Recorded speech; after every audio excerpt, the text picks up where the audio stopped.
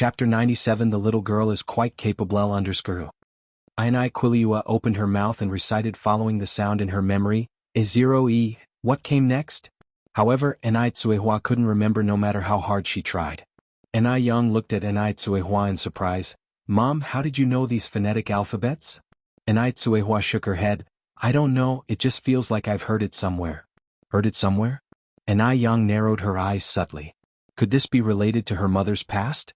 Enai Tsuehua continued, maybe I heard it by accident when I was herding cows. Don't the students at school always recite it this way? LOE. The elementary school in Dam Village is in the village center where Enai Tsuehua used to herd cows, so this seemed like a plausible explanation. Enai Yang didn't think further and continued teaching Enai Tsuehua phonics. Enai Tsuehua was really smart. In a short while, she grasped the meaning of the 26 phonetic alphabets. She also understood the differences between initials, finals, front nasal sounds and back nasal sounds. By the end of an afternoon, Enai Tsuehua could already independently spell words using phonetics.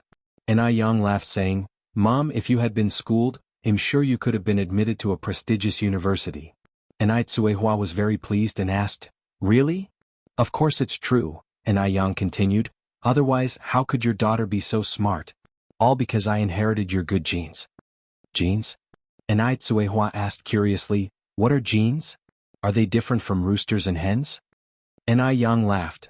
Genes, also known as hereditary factors, are all the nucleotide sequences needed to produce a polypeptide chain or functional RNA.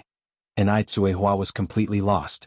In her heart, she exclaimed that it is better to be educated. This was the second time she couldn't understand what someone was saying. Seeing Enai Quihua's confusion, Enai Yang continued, let me give you a simple analogy. It's like you sow melon seeds and you get melons, sow beans and you get beans. This is the power of inheritance, also known as genes. With this explanation, Enai Tsuehua understood. She laughed. Oh, I understand now, like a dragon gives birth to a dragon, a phoenix to a phoenix, and a mouse's offspring can dig holes. Enai Yang nodded with laughter. Right, that's the principle. After saying this, she added, Mom, you stay here and study phonetics, I'm going to prepare tonight's dinner. Enai Tsuehua immediately stood up. I'll go with you. Enai Yang smiled. No need, I can manage by myself. After finishing speaking, Enai Yang turned and walked towards the kitchen.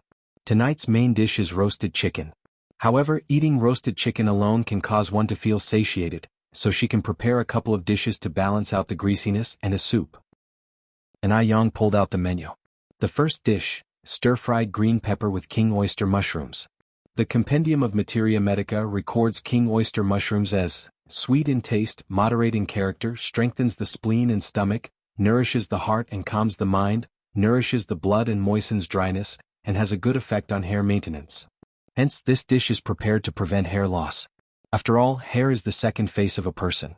One must take good care of it. Second dish, sour and spicy tender ginger mixed with lettuce.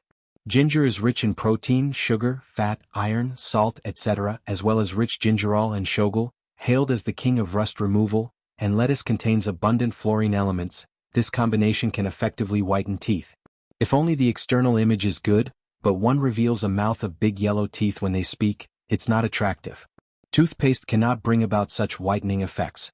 In her previous life, Enai Yang wasted quite a bit of money to whiten her teeth. She even resorted to expensive porcelain teeth, but artificial ones can't compare to natural ones. Therefore, in this life, Enai Yang decided to take care of her own teeth. Even if one is born beautiful, they still need to be maintained. If not maintained, soon one will become haggard from kitchen smoke and turn into a yellow-faced woman. The third dish is soup, adenophora and polygonatum soup with pork ribs. The Compendium of Materia Medica classifies polygonatum as a top-grade medicinal material and records. Treats all deficiencies, long-term use gets rid of a dark complexion, promotes a good skin tone and moistens skin, lightens the body and slows down aging. Hence, adenophora and polygonatum soup with pork ribs has a great effect in whitening and moisturizing the skin. After deciding on what to eat for the night, Enai Yang began to prepare. Having prepared all these dishes, night gradually fell. Enai Tsuehua was collecting clothes in the yard. She was very focused, reciting the 26 phonetic alphabets while collecting clothes and didn't even notice when Enai Yang passed by her. Chapter 98 The little girl is quite capable. _3. Enai Yang walked to the oven, and as soon as she opened the little door of the oven, she was greeted with an alluring aroma of roasted chicken. No franchises such as KFC, McDonald's, or How to Duck can compare to the aroma of the chicken roasted in this oven. Ni Yang wasn't initially hungry, but upon catching this aroma, her mouth began to water uncontrollably. It was indeed too fragrant. Soon the aroma filled the entire yard. The moment Ni Qingwei entered the yard, she smelled the aroma and exclaimed, "Yang Yang, what delicious dish are you cooking again?" She felt incredibly lucky to have met Ni Yang on the train. Ni Yang, carrying a dish, walked out of the kitchen and smiled, "And Ni, can you guess?" Ni Qingwei took a sniff. "It smells so good, I guess it must be meat?" Ni Tsuehua approached from the side. "Sister Qingge, can you guess what meat it is?" Ni Qingwei laughed. "It must be pork, right? What else, besides pork, can be made so fragrant? Such aroma is absolutely delightful." "It's chicken," Ni Tsuehua replied. Ni Qingwei paused, expressing her surprise. "Chicken can be made this fragrant?" Ni Qingwei had eaten chicken stew and chicken soup before, but she had never even seen chicken made this fragrant before. Ni Tsuehua continued, "Yes, it's chicken, Yang Yang's roasted chicken. Sister Qingge, please wash your hands and prepare to come in for the meal." Roasted chicken? The news clearly brightened Ni Qingwei's eyes. She had long heard of roasted chicken, but she had never eaten it. Because some areas in the country are not fully equipped yet, it's not easy to get to eat roasted chicken. However, she heard from others that roasted chicken was indeed delicious. Ni Qingwei couldn't resist swallowing her saliva. "All right, I will be right there." She immediately went to the well to wash her hands. When Ni Qingwei came to the living room after washing her hands, Ni Yang had already prepared the meal and set the bowls and chopsticks. But the first thing Ni Qingwei noticed was not the food, but Ni Tsuehua. In the dark yard just now, she couldn't see clearly. She didn't realize that Ni Tsuehua was dressed so nicely today. "Yang Yang's mom looks very pretty today." Looking at them, Ni Yang's beauty and confidence were clearly inherited from Ni Qihua's superior genes. Ni Tsuehua was a little shy and tugged at the corner of her clothes. "This daughter of mine, Yang Yang, insisted that I dress this way." Ni Qingwei laughed. "This dress suits you very well, you should have worn it long time ago." Ni Qingwei looked at the shiny roasted chicken on the table with astonishment. "Yang Yang, how did you roast this chicken?" Ni Yang explained, "It was roasted in the oven." Ni Qingwei nodded, sighing, "Yang Yang, you're truly amazing. Even if I had an oven, I wouldn't be able to roast this." "Aunt and I, you are just being modest. Anyone could learn it as long as they are willing to spend their heart on it." Ni Yang tore off 2 chicken legs and put them into Ni Qihua's and Ni Chenghui's bowls respectively. "Mom, Aunt and I, let's start eating." A chicken only has 2 legs, which are among the most precious parts of the chicken's body.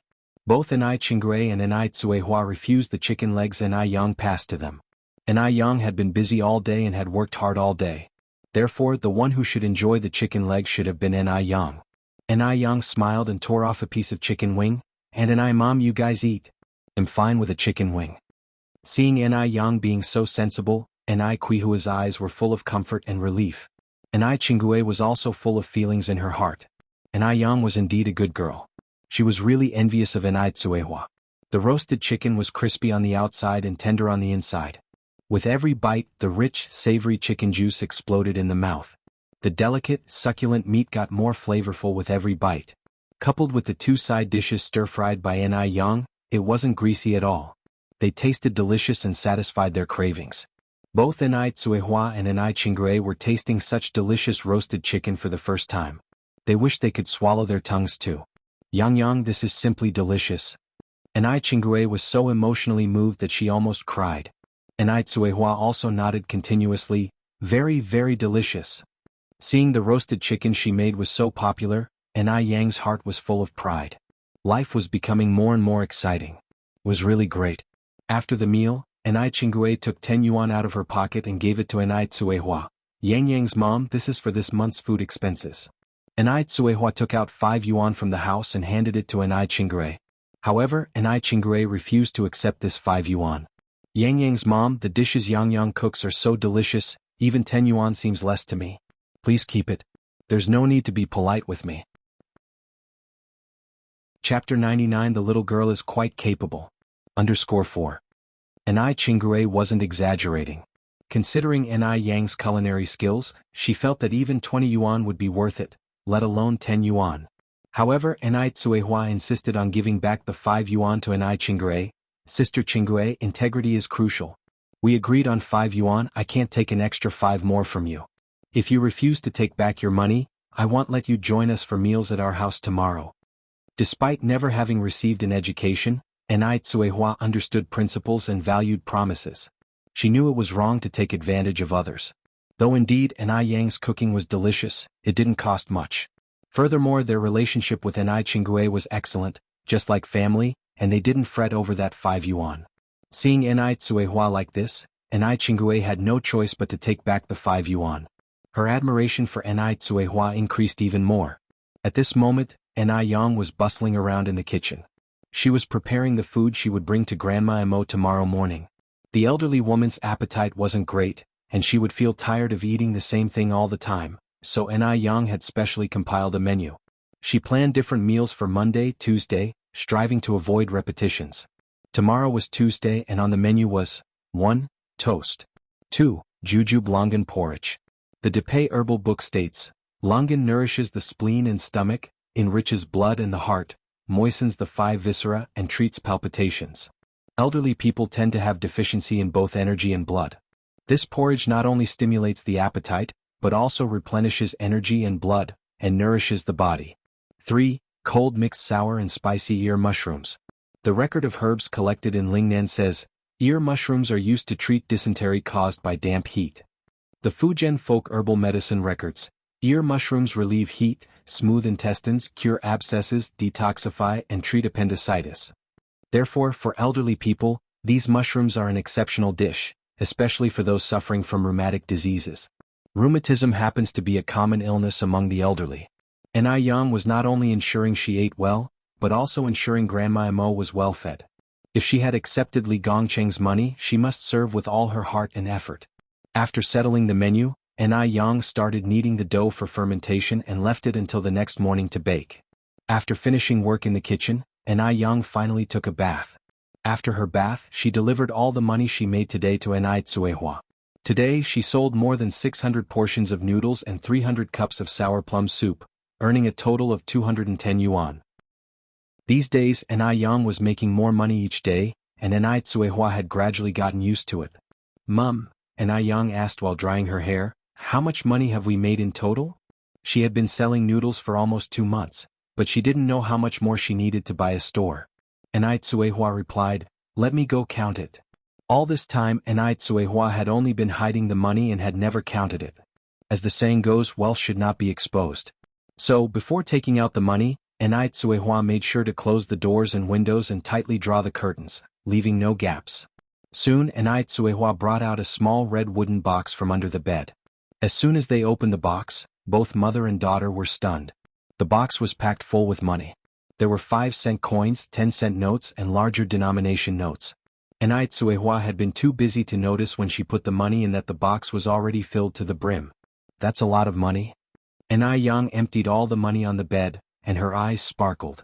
Enai Tsuehua exclaimed in surprise, I've never seen so much money in my entire life. Thinking that her daughter earned all this money made Enai Tsuehua swell with pride. Her daughter was truly amazing. Mum, let's count how much we have. Okay, Enai Tsuehua nodded her head. Mother and daughter sat down on the bed and began counting money.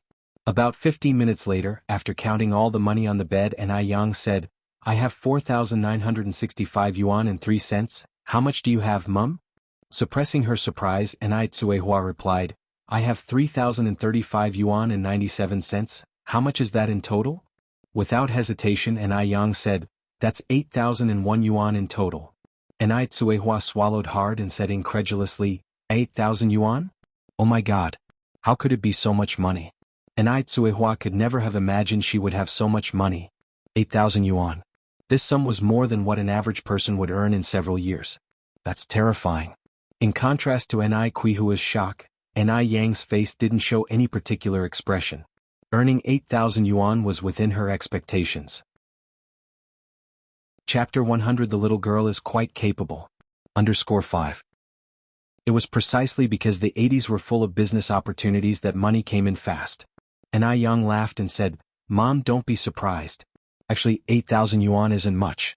The shop I'm interested in is 508 yuan per square meter, and it's a total of 50 square meters, requiring more than 20,000 yuan. The money we have right now isn't even half of that amount.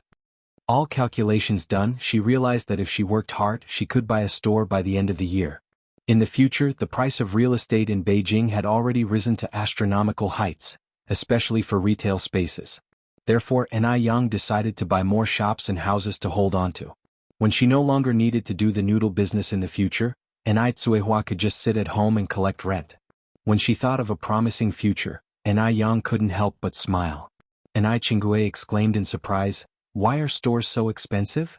Yang laughed and said, "Because the location is not bad, this price is already a bargain." In this era, being a self-employed entrepreneur was not a prestigious job, so many people were reluctant to do business, thus leading to lower prices for real commercial properties. Although Yang thought it was a bargain, others perceived it as expensive. After all, the average wage for workers during this era was around 30 or 40 yuan per month. After Li Xianxian returned from the Mo family, she made a phone call to Dam Village from a public phone booth. Since it took some time to connect the call and to call Li Shu, almost half an hour had passed. When Li Shu picked up the phone, she was so antsy, fearing that her daughter would ask about Yang. As expected, right after saying hello, the second thing Li Xianxian asked was about Yang. Swallowing nervously, Li Shu tried to calm herself down and said, "Xianxian, don't worry. Muyang, that damn girl, has been picked up by that old bachelor." In this situation, Li Shu could only choose to withhold the truth. If she were to reveal the truth to Li Xianxian would surely blame her for not being able to handle such a simple task. She didn't want her daughter to be disappointed in her for being an incompetent mother. Yang left Dam Village with her incapable mother, two women with a burden, penniless. They may have already starved to death by now. They were no threat to Li Xianxian, who was far away in Beijing. Moreover, Yang was just a country bumpkin. Her daughter Li Xianxian was a university student and the lifesaver of a person of high status, with a promising future ahead of her. Yang was nothing in comparison to Li Xianxian. Thinking like this helped Li Shu feel much reassured. Fearing any oversights, Li Xianxian asked, "By the way, Mom, is Mu Yang's mother surnamed Ni?" Li Xianxian remembered that the reason why Yang was called Yang was because, like herself, she took her mother's surname. In fact, Li Xianxian and Yang came from similar family backgrounds. Fortunately, she got out of that cage early on. "Yes, that's right. Mu Yang's mother is called Tsuehua," Li Shu replied. Upon hearing this, Li Xianxian felt a lot more assured. It appeared that she was overthinking. Mu Yang was Yang. The little Ni who cooked for Mrs. Mo had nothing to do with Yang. Li Xianxian continued, "Mom, be sure to keep an eye on Mu Yang. Don't let her have any chance to escape or rebound." Saying this, a malicious glint flashed in Li Xianxian's eyes. Li Shu originally wanted to ask Li Xianxian why she was so wary of Yang, but fearing that her daughter would detect something, she held back her question. "Xianxian, rest assured, I will not let her escape." Li Shu's legs were trembling as she said this. Thankfully, she didn't tell Li Xianxian the truth just now. Otherwise, who knows how angry Li Xianxian would be. Li Xianxian continued, "Right, I sent you some money a few days ago. You should receive it in a few days. Don't forget to collect it at the post office." "All right, Xianxian. I got it." Li Shu replied, "Take good care of yourself out there. Don't let me worry about you." Li Xianxian casually replied a few sentences before hanging up. At the same time, the rock hanging in her heart finally fell to the ground. Li Shu, having hung up the phone on her end, also breathed a sigh of relief. No, she needed to go back and pray to the Bodhisattva, hoping that the Bodhisattva would bless that little wretch Yang to die early. Otherwise, she would always feel restless. Chapter 101. The little girl is quite capable. _6. Mo family. While tidying up the living room, Mrs. Mo suddenly discovered a glass bottle in the bag that Li Gongqing had sent over in the morning. The bottle held a deep purple-red liquid that looked very appealing. So Mrs. Mo placed a call to Li Gongqing to inquire. Upon hearing his explanation, Mrs. Mo asked puzzledly, "Sour plum soup? The kind that you can drink?" Li Gongqing responded, "Yes, exactly. This was made by Boss Xiaoni. Tastes good. You could give it a try, madam." Having full trust in Yang's cooking skills, after hanging up the phone, Mrs. Mo opened the bottle of sour plum soup, poured a cup, took a small sip, and then couldn't help but drink all the soup in the cup in one gulp. It was delicious. Mrs. Mo had never tasted such good sour plum soup before. Just then Mo Chishan walked in from outside. Mrs. Mo beckoned Mo Chishan, saying, "Old Six, come here, Mom has something good for you." "What is it?" Mo Chishan approached curiously. Mrs. Mo poured the last bit of sour plum soup into the cup and passed it to Mo Chishan. "Try this. I guarantee you've never had such delicious sour plum soup." "Sour plum soup? Sweet." Mo Chishan frowned. In his life he despised sweet things the most. Just as he was about to turn it down, Mrs. Mo continued, "Go ahead, give it a try. It really tastes good. Wouldn't your mother deceive you?" Dubious, Mo Chishan took over the cup and tentatively took a small sip.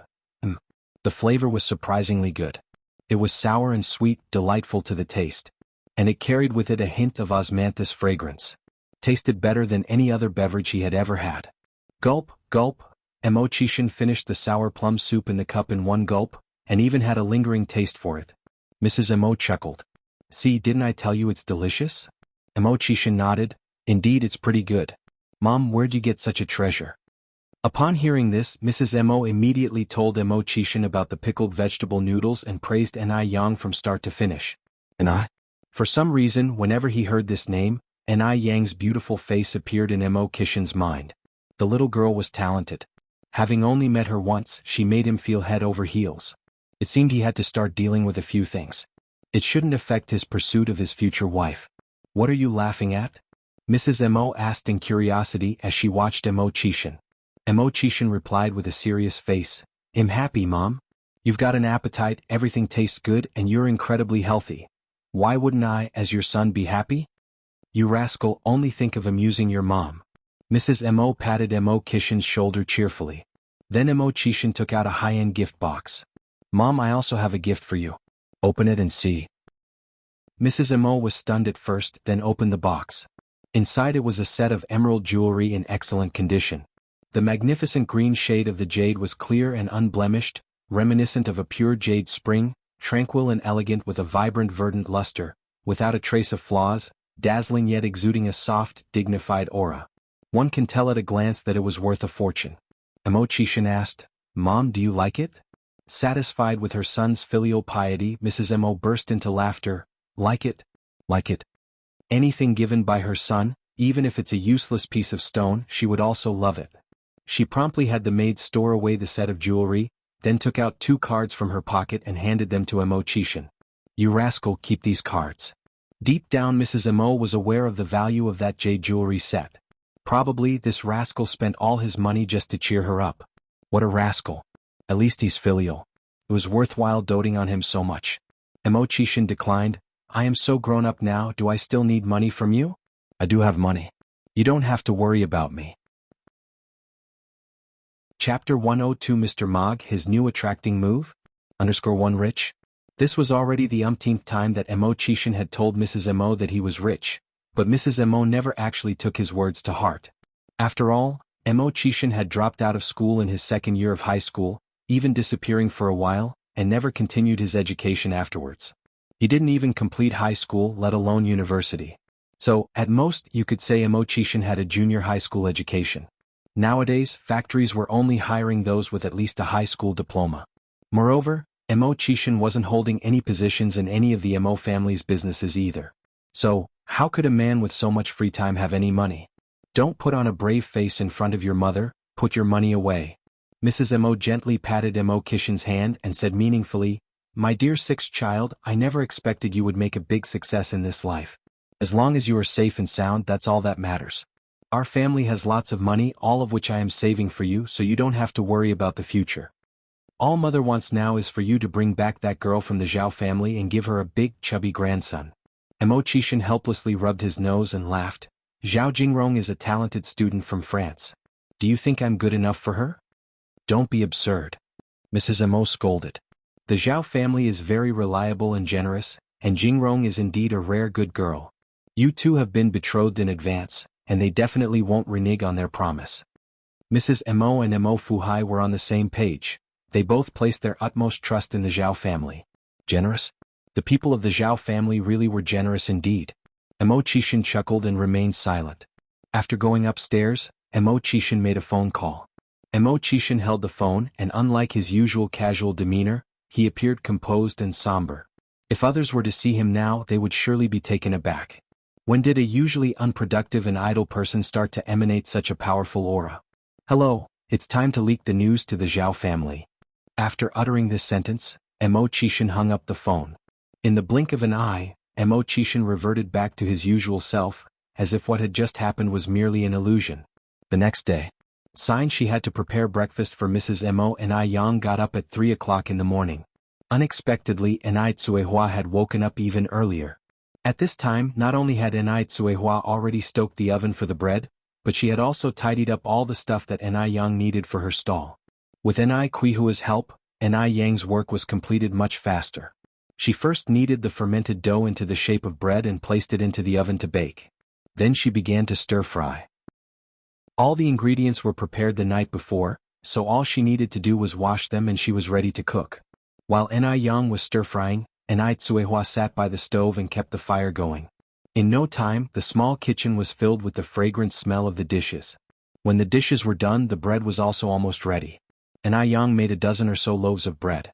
She took 2 with her to give to Mrs. Mo, ate 1 herself, and left the remaining 7 for Enai Tsuehua and Enai Qingui. There's nothing like sipping porridge, munching on bread, and enjoying some tangy radish slices for breakfast. After breakfast and after preparing everything, Enai Yang set off for the morning market. At 5:30, Enai Yang arrived at the morning market on time. Although she arrived earlier than usual that day, there were already quite a few customers waiting for her. "Little boss, you're finally here. Do you have sour plum soup this morning?" Enai Yang smiled and replied, "Yes, I've prepared 500 servings for this morning." With everyone's help, it didn't take long for the stove and tables and chairs to be set up. Li Gongqing arrived a bit later than usual that morning, so by the time it was his turn, he handed his thermos to Enai Yang, excitedly saying, "Xiaoni, our old lady really loves the breakfast you make. From now on, could you please make her breakfast every day? The one who pays is the boss and you do what the boss said." Enai Yang took the thermos and smiling said, "No problem, it's my duty. Does the old lady want the usual breakfast this morning?" Li Gongqing nodded, "Yes, and also a cup of sour plum soup." Although Head had sour plum soup before, those soups didn't taste even 1/3 as good as the one made by Enai Yang. After a sip, Li Gongqing fell in love with that taste. It was simply amazing. When Li Gongqing arrived at the Mo family after eating his noodles, it was exactly 7 o'clock. At this time, Mrs. Mo had been waiting impatiently in the living room. Mrs. Mo. Chapter 103, Mr. Mog, his new attracting move? _2. Xiaoli. Seeing Li Gongqing, old lady Mo excitedly stood up. Li Gongqing handed the bag to old lady Mo. "Old lady, this is your breakfast for this morning." "Good, good, good." Old lady Mo immediately opened the bag, a bit disappointed. "How come there's no sour plum soup this morning?" Li Gongqing explained, "Boss Xiaoni said that elderly people shouldn't eat too much sweet stuff, so she didn't prepare sour plum soup for you." "Oh." Old lady Mo nodded, "This boss Xiaoni does know quite a lot." Strangely, old lady Mo felt a warmth in her heart. It was fine that there was no sour plum soup. After all, boss Xiaoni's cooking skills were top-notch. Old lady Mo now was surely Enai Yang's #1 fan. Li Gongqing continued, "Old lady, you eat first, it'll be going now." "Yep, go ahead with your work." As soon as Li Gongqing left, old lady Mo opened the thermos box. The thermos box and yesterday's are in pairs. In total there were 3 layers. The first layer was juju blangan porridge. The second layer was sour and spicy ear mushrooms. The third layer contained 2 items wrapped in oil paper. It was unclear what they were. Old lady Mo was curious. As she unwrapped the oil paper layer by layer, a fragrant sweet milky aroma immediately hit her face. What met her eyes was a golden, glistening bread. The crust was crispy and the inside fluffy and delicate. As she gently broke it apart, steam could be seen emanating from inside. It smelled delicious. Old lady Mo took a deep breath. This Xiaoni really did surprise her every morning. Old lady Mo had eaten buns and steamed buns as well as bread bought from outside, but this was the first time she had eaten such tasty bread. The taste, it was simply amazing. Why was she so fond of Xiaoni?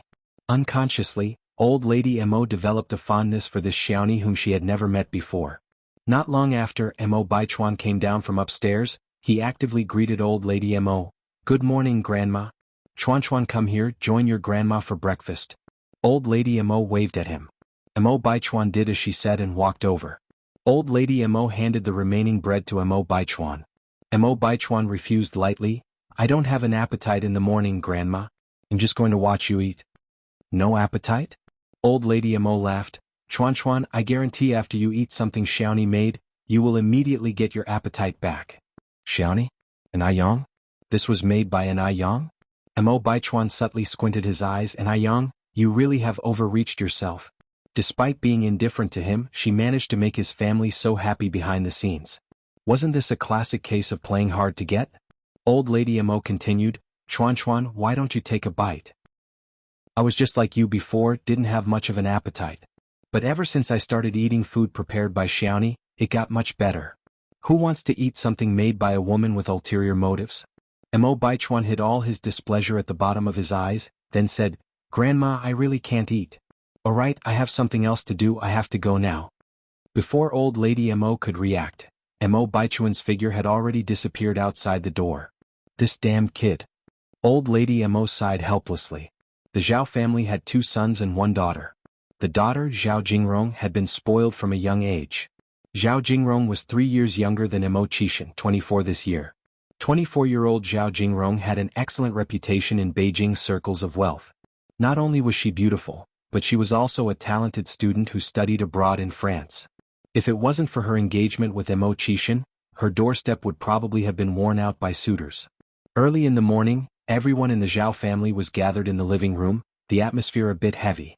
Zhao Baoxing looked up at his beloved daughter. Jingrong, I heard that the youngest Mo lad has returned. What's your opinion on this matter? Zhao Jingrong carelessly replied while blowing on her freshly painted nails. He's back, what does it have to do with me? Zhao Baoxing continued. Jingrong, have you forgotten you are still engaged to him? Zhao Jingrong chuckled lightly. Engagement? Whoever agreed to this engagement can go ahead and marry. How dare that useless Mo Qixin dream of marrying her, a swan, just because he's a toad? In his dreams, Zhao Baoxing was left speechless by his precious daughter. This engagement, after all, had been arranged by them, the parents.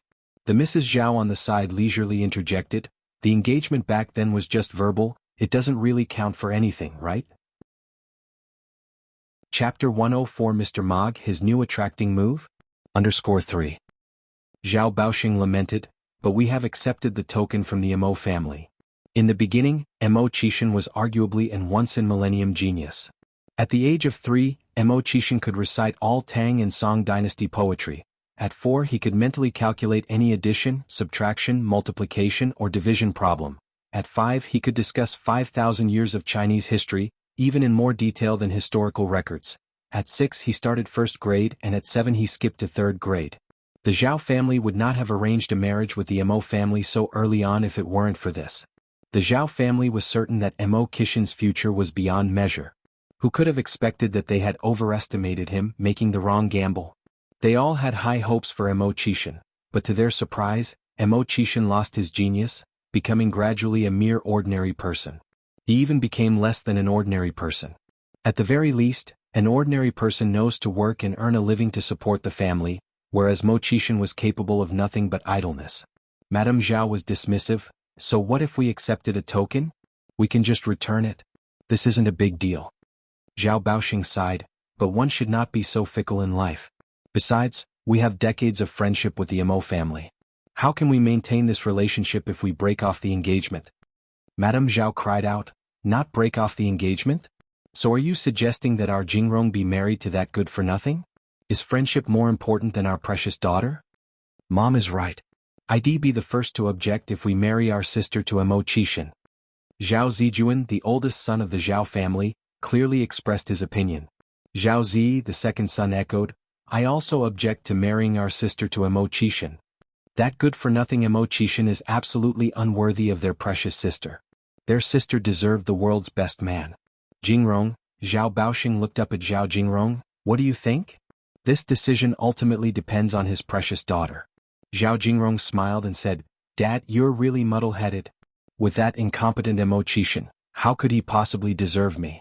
I, Zhao Jingrong, would rather never marry than marry someone like Mo Qixin. I would rather marry a man like Mr. Mog. Mr. Mog is a legendary figure in high society. Everything about him is a mystery, his age, identity, even nationality. Even Zhao Jingrong had only seen Mr. Mog's silhouette in the international news section. People in their circle could not help but feel admiration when they mentioned Mr. Mog. Zhao Baoxing continued, "But you've never even seen Mr. Mog's face, how do you know he's your type?" Zhao Jingrong answered with a light smile, "Dad, do you think I'm the type of person who is superficial enough to judge someone only by their appearance?" "Appearance? Could a good appearance bring you gold or silver?" Zhao Jingrong knew exactly what she wanted. She desired not just an exceptional lifestyle, but also ultimate glory. Could that incompetent Mo Qishan provide her with such glory? Madame Zhao nodded. "Jingrong, your mom supports you. You're so outstanding. You could not only win over one Mr. Mog but even 10 of them." Jingrong's two brothers agreed, their confidence in their sister completely unwavering. Zhao Baoxing said, "What if Mr. Mog turns out to be a much older man?" After all, the glory Mr. Mog had acquired was not something a young man could easily handle. This man might even be older than him. Zhao Jingrong gave a faint smile. "That would still be better than that good-for-nothing Mo Qishan." Zhao Baoxing sighed, "All right, Jingrong, Dad understands your point. I will find a time to discuss this matter with the Mo family." Zhao Jingrong gently put her nail polish on the coffee table. "Dad, you don't have to find a time, we should cut the knot quickly. Let's do it tomorrow, I will go with you." Also, Zhao Jingrong added, "Dad, breaking off the engagement is not a matter of negotiation, it is a necessity." Zhao Jingrong felt disgustingly nauseous just thinking about still being engaged to that good-for-nothing Mo Qishan. Her skin breaking out in goosebumps. "Little sister, we will accompany you," Zhao Jingrong's two older brothers said. Madame Zhao added, "He'll go with you too. Just in case the Mo family refuses to break off the engagement, we have strength in numbers." When the old lady from the Mo family found out that the Zhao family was coming the next day, she was so thrilled she could hardly close her mouth. She immediately ordered the servants to clean the entire house, inside and out, to show respect to the Zhao family. Chapter 105 Mr. Mog, his new attracting move? _4. Both sides' children had grown up now, and the Zhao family's visit at this time undoubtedly meant that they were prepared to discuss the wedding date of Mo Qishan and Zhao Jingrong. The thought of being able to hold her plump grandson in the not-so-distant future made the old Mrs. Mo sprightly, and she quickly went upstairs to share this good news with Mo Qishan. Upon hearing the news, Mo Qishan forced a smile. "All right, Mom, I got it." Old Mrs. Mo continued, "Old 6, remember to be on your best behavior in front of Jingrong tomorrow." Mo Qishan nodded. "You can count on me, Mother. I won't let you down." Old Mrs. Mo added, "And remember to tidy yourself up tomorrow. Don't be so frivolous." Mo Qishan nodded again, a trace of sarcasm hidden in the depths of his eyes. On Yurtist Road, around 11 in the morning, Ai Yang had sold out her 600 servings of noodles and 500 cups of sour plum soup. She made a total of 220 yuan today, taking her a step closer to her goal of buying a shop. Ai Yang smiled as she began packing up her stall. As she lowered her gaze to tidy up the bowls and utensils, a dark shadow suddenly loomed over her. At the same time, an oppressive aura filled the air around her, making it hard to breathe and creating a somewhat claustrophobic atmosphere. Ai Yang instinctively looked up, her gaze meeting a pair of deep, icy black eyes.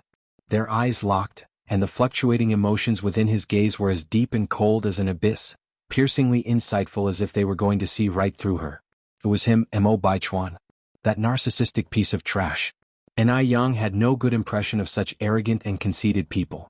However, she had shoved him into a puddle of water the last time they met. He couldn't be seeking revenge this time, could he? At this thought, Ai Yang's eyes darkened. "Cook me a bowl of noodles." After a moment, Mo Baichuan spoke and then sat down on a stool. Ai Yang shook off her surprise and replied softly, "I'm sorry, sir, I've already packed up." Mo Baichuan had been struggling to control himself ever since he saw Ai Yang preparing food for old Mrs. Mo at the Mo family residence. Why was he struggling to control himself? Because he was suddenly desperate to see beyond Ai Yang's beautiful exterior. Ai Yang had been doing so many things from the start until now, with the sole purpose of getting close to him, right? Fine then. He would give her an opportunity. He was curious to see what other schemes Ai Yang had up her sleeve. Mo Baichuan squinted imperceptibly. Seeing that he remained silent, Ai Yang spoke up again. "Excuse me, sir, I've already packed up. If you want to eat noodles, you can come by tomorrow." "I told you my surname is Mo." Mo Baichuan suddenly looked at Ai Yang. "Mo, like in may the right prevail." "Oh. Ai Yang's face didn't betray any emotions as she replied, Mr. Mo, I've packed up already. Please go back. Upon hearing this, Mo Baichuan frowned in displeasure. If he remembered correctly, this was the third time in just a few minutes that Ai Yang had rejected him. Usually he was the one avoiding women, yet to his surprise he was being shunned by a woman today? Always running hot and cold? Was this some kind of a joke? I said, cook me a bowl of noodles. Mo Baichuan was determined. But I have packed up already. Ai Yang repeated calmly, showing no fear whatsoever towards Mo Baichuan. Mo Baichuan raised his head to look at Ai Yang coldly saying, Ai Yang, do you find this amusing? Hearing this, Ai Yang suddenly remembered something. Did you lose a watch about a month ago? Ai Yang wasn't the type of person to take advantage of others' misfortune. The unpleasantness of their previous encounters had made her forget about the watch. Upon hearing this, Mo Baichuan's eyes filled with contempt. Was Ai Yang trying to curry favor with him? Hadn't she just resolutely refused him? Couldn't she hide her true intentions for a tad longer? Moreover, hadn't she stolen his watch? And now she was saying that he had lost it? How shameless could she be? Mo Baichuan nodded slightly. Yes, I lost a watch. What brand was your watch? Ai Yang asked. That watch was quite valuable, so it was necessary to confirm the details. Patek Philippe. Mo Baichuan calmly pronounced, not seeming at all perturbed about the valuable watch. Ai Yang nodded slightly, then said, I don't have your watch on me today. Can you come back to pick it up tomorrow? I set up my stall here every day. Chapter 106 Mr. Mog, his new attracting move? _5. Get it tomorrow? Is she creating an excuse for meeting again? Yes, it must be the case. So, this is all the cunning that Ai Yang has? Mo Baichuan thought to himself. Mo Baichuan continued, why wait for another day when it can be done today? My watch, it's very valuable. Very valuable? As if suggesting that she has some kind of ulterior motive. Ai Yang frowned slightly and lightly said, but I don't have it with me today. I'll definitely bring it tomorrow, you can come and get it tomorrow.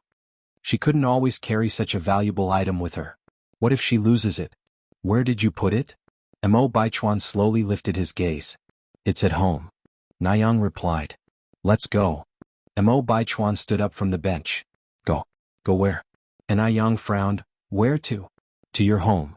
Mo Baichuan said with an indifferent tone, and then added 3 more words, to get the watch. Go to her home? Ai Yang frowned slightly. The social climate wasn't that open yet. What would it mean if she brought back a man to her house for no reason? Seeing her reaction, Mo Baichuan continued, you don't want to return it to me? Are you serious about going? Ai Yang raised an eyebrow slightly. Mo Baichuan maintained a calm expression. Of course I am. Okay. Ai Yang nodded. Since you insist on going, then wait for me. I need to clean up here before I can go home.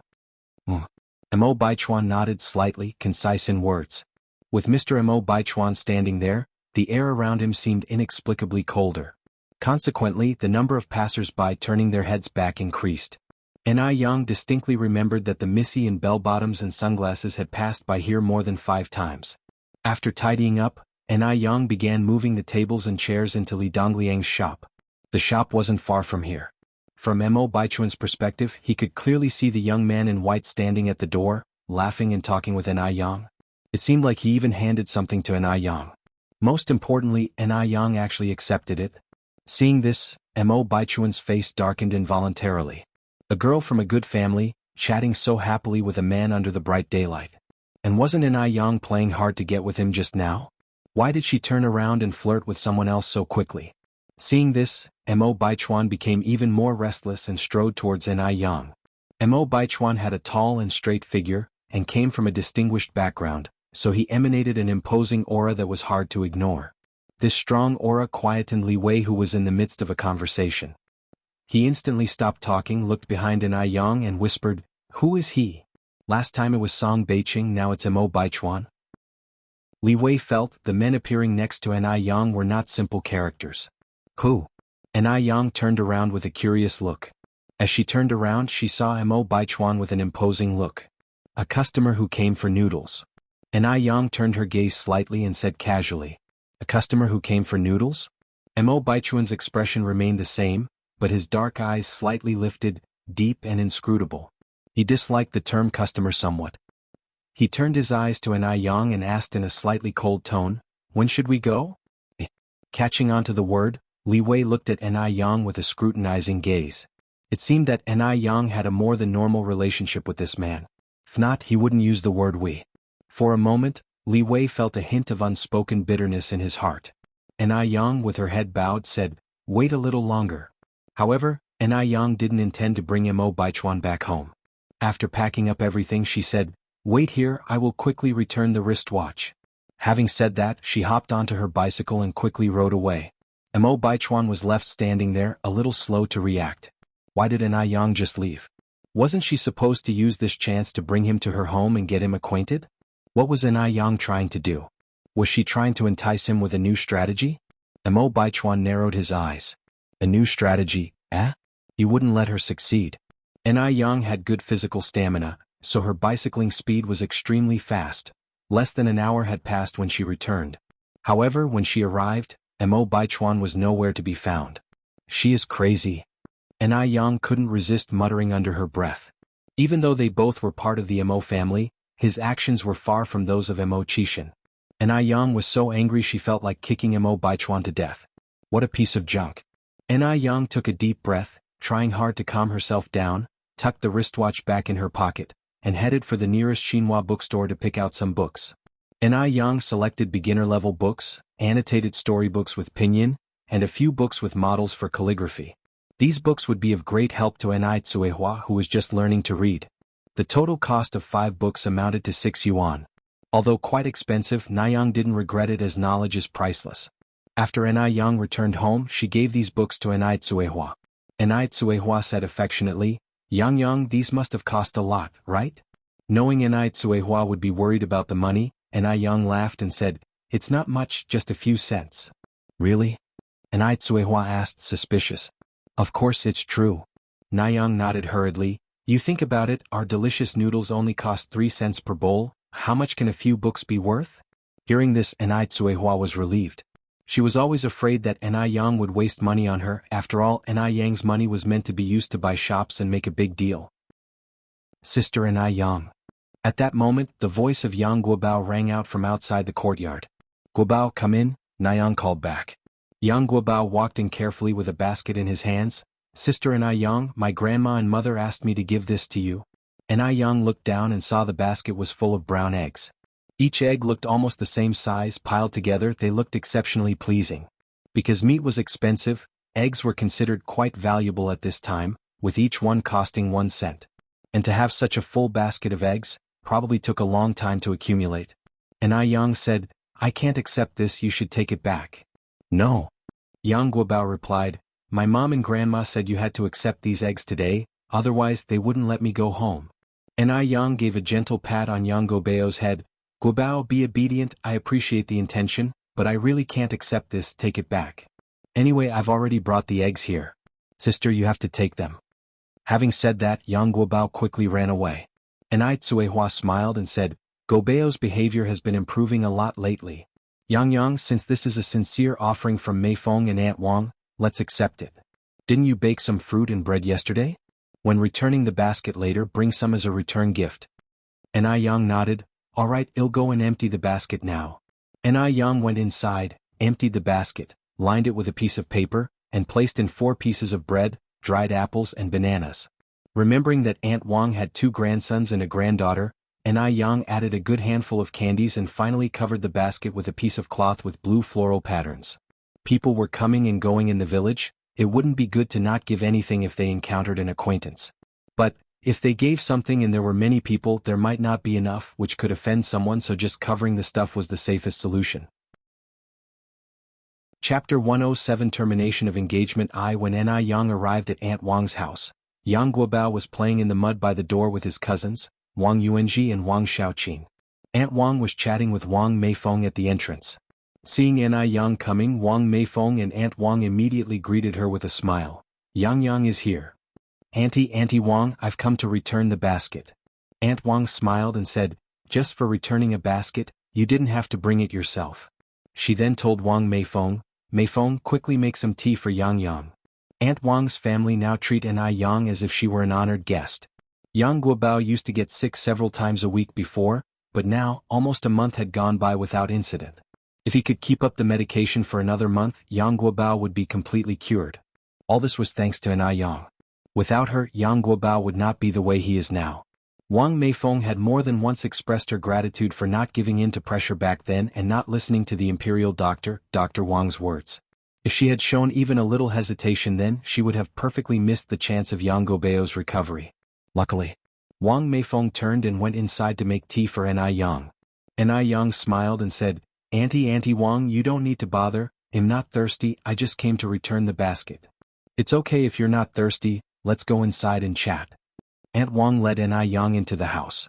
Anai Yang couldn't refuse Aunt Wang's kindness and had no choice but to carry the basket and go with her into the house. Yang, sit, I'll get you something good. Aunt Wang pressed Anai Yang down into a chair and then went into the inner room. At this point, Wang Meifeng also finished brewing the tea. Yang, have some tea. Anai Yang stood up immediately and accepted the teacup with both hands. Thank you, Auntie Wang. Wang Meifeng giggled. Why are you being so formal? Sit down. After a while, Aunt Wang came out of the room with 3 honey tangerines and stuffed them into Anai Yang's hands. Yang, these are honey tangerines your uncle brought back from the city a few days ago. Try them and see if they're sweet. The season for honey tangerines was not yet here. Off-season fruits were particularly expensive. Anai Yang had asked specifically when she was buying fruits before, and even a small honey tangerine sold for 50 cents apiece. 3 honey tangerines can be traded for almost half a kilo of pork. If it was anyone else, Aunt Wang would not have been able to bring out 3 at once. After all, when her own grandchildren ate them, they divided them up one segment at a time. But this was Anai Yang. As long as Anai Yang liked it, Aunt Wang would not be stingy, not even for 10. Seeing Aunt Wang's hopeful look, Anai Yang peeled a tangerine and sampled a segment. It's very sweet. Thank you, Auntie. Hearing this, Aunt Wang broke into a happy smile. Stop being so formal with me. If you like them, I can get you more. Anai Yang immediately stopped Aunt Wang's hand.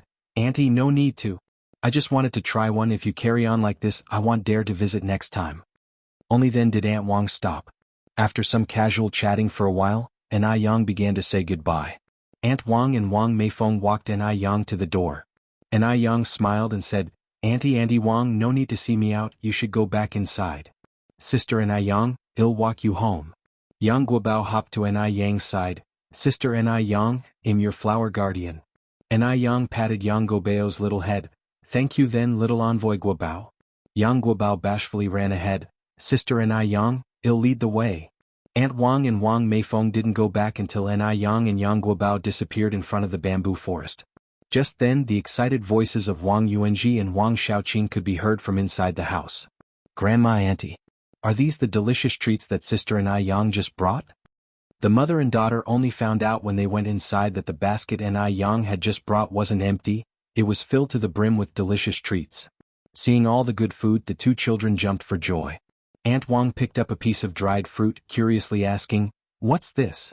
Wang Meifeng shook her head. Wang Xiaoqing said, It's dried fruit, baked by Sister Anai Yang in the bread oven.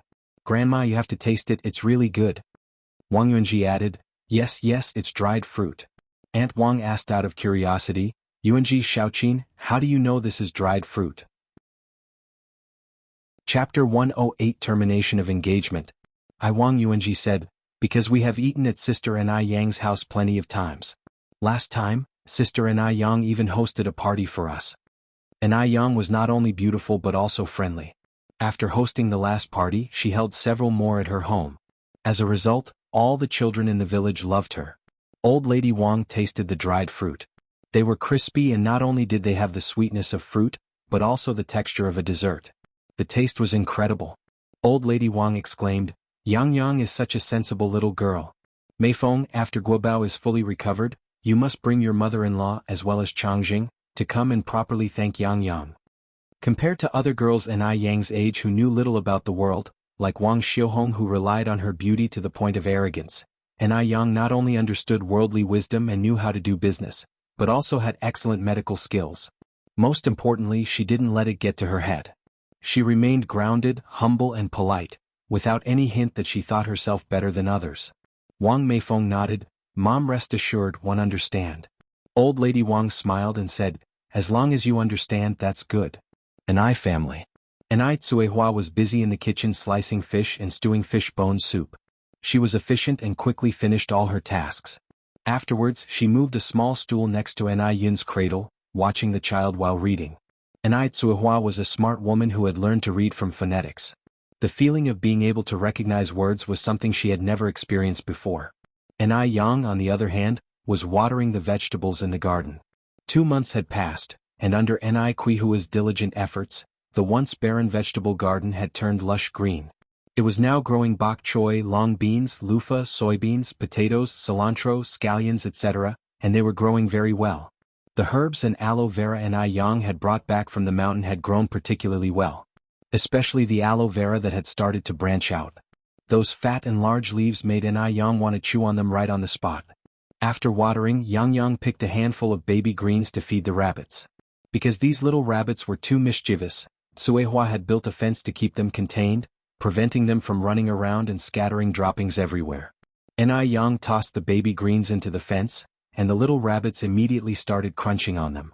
After finishing up at home, Yang took a bucket to the river to check the traps. As soon as she arrived at the river, she met a tall, slender figure with handsome features hidden in the light. Yang. Seeing who it was, Enai Yang was momentarily stunned, then said, "Big brother Mo. Yang, you've come to check the traps again today?" Mo Chishan naturally took the bucket from Enai Yang's hands, then continued, "It rained last night and the river has risen. It's not suitable for you to go down, let me do it." Yang turned to look at the river. Indeed, the river had significantly risen. At least 50 to 60 centimeters above where she normally placed her traps. As it was summer and Enai Yang was a girl, getting her top wet would not only look improper but could also cause a stir in the village. It must be said that Mo Kishin's arrival was indeed very timely. And his considerations were very thoughtful. Enai Yang looked up at Mo Chishan. "Then he'll have to trouble you, big brother Mo?" Mo Chishan smiled and said, "There is no trouble at all, helping others is a virtue." "Then be careful, big brother Mo." Enai Yang shouted. Hearing her call him big brother Mo was sweeter to Mo Chishan than any honey. How could a little girl's words be so pleasant to hear? He was truly lucky to have met such a treasure of a girl. "Don't worry," Mo Chishan patted his chest, "your big brother Mo is a good swimmer." Having said that, Mo Chishan walked towards the river with the bucket.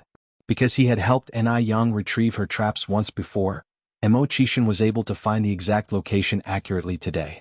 Mo Chishan was tall and had long legs, so the water only reached a bit above his waist, but for Enai Yang, it would probably reach her chest.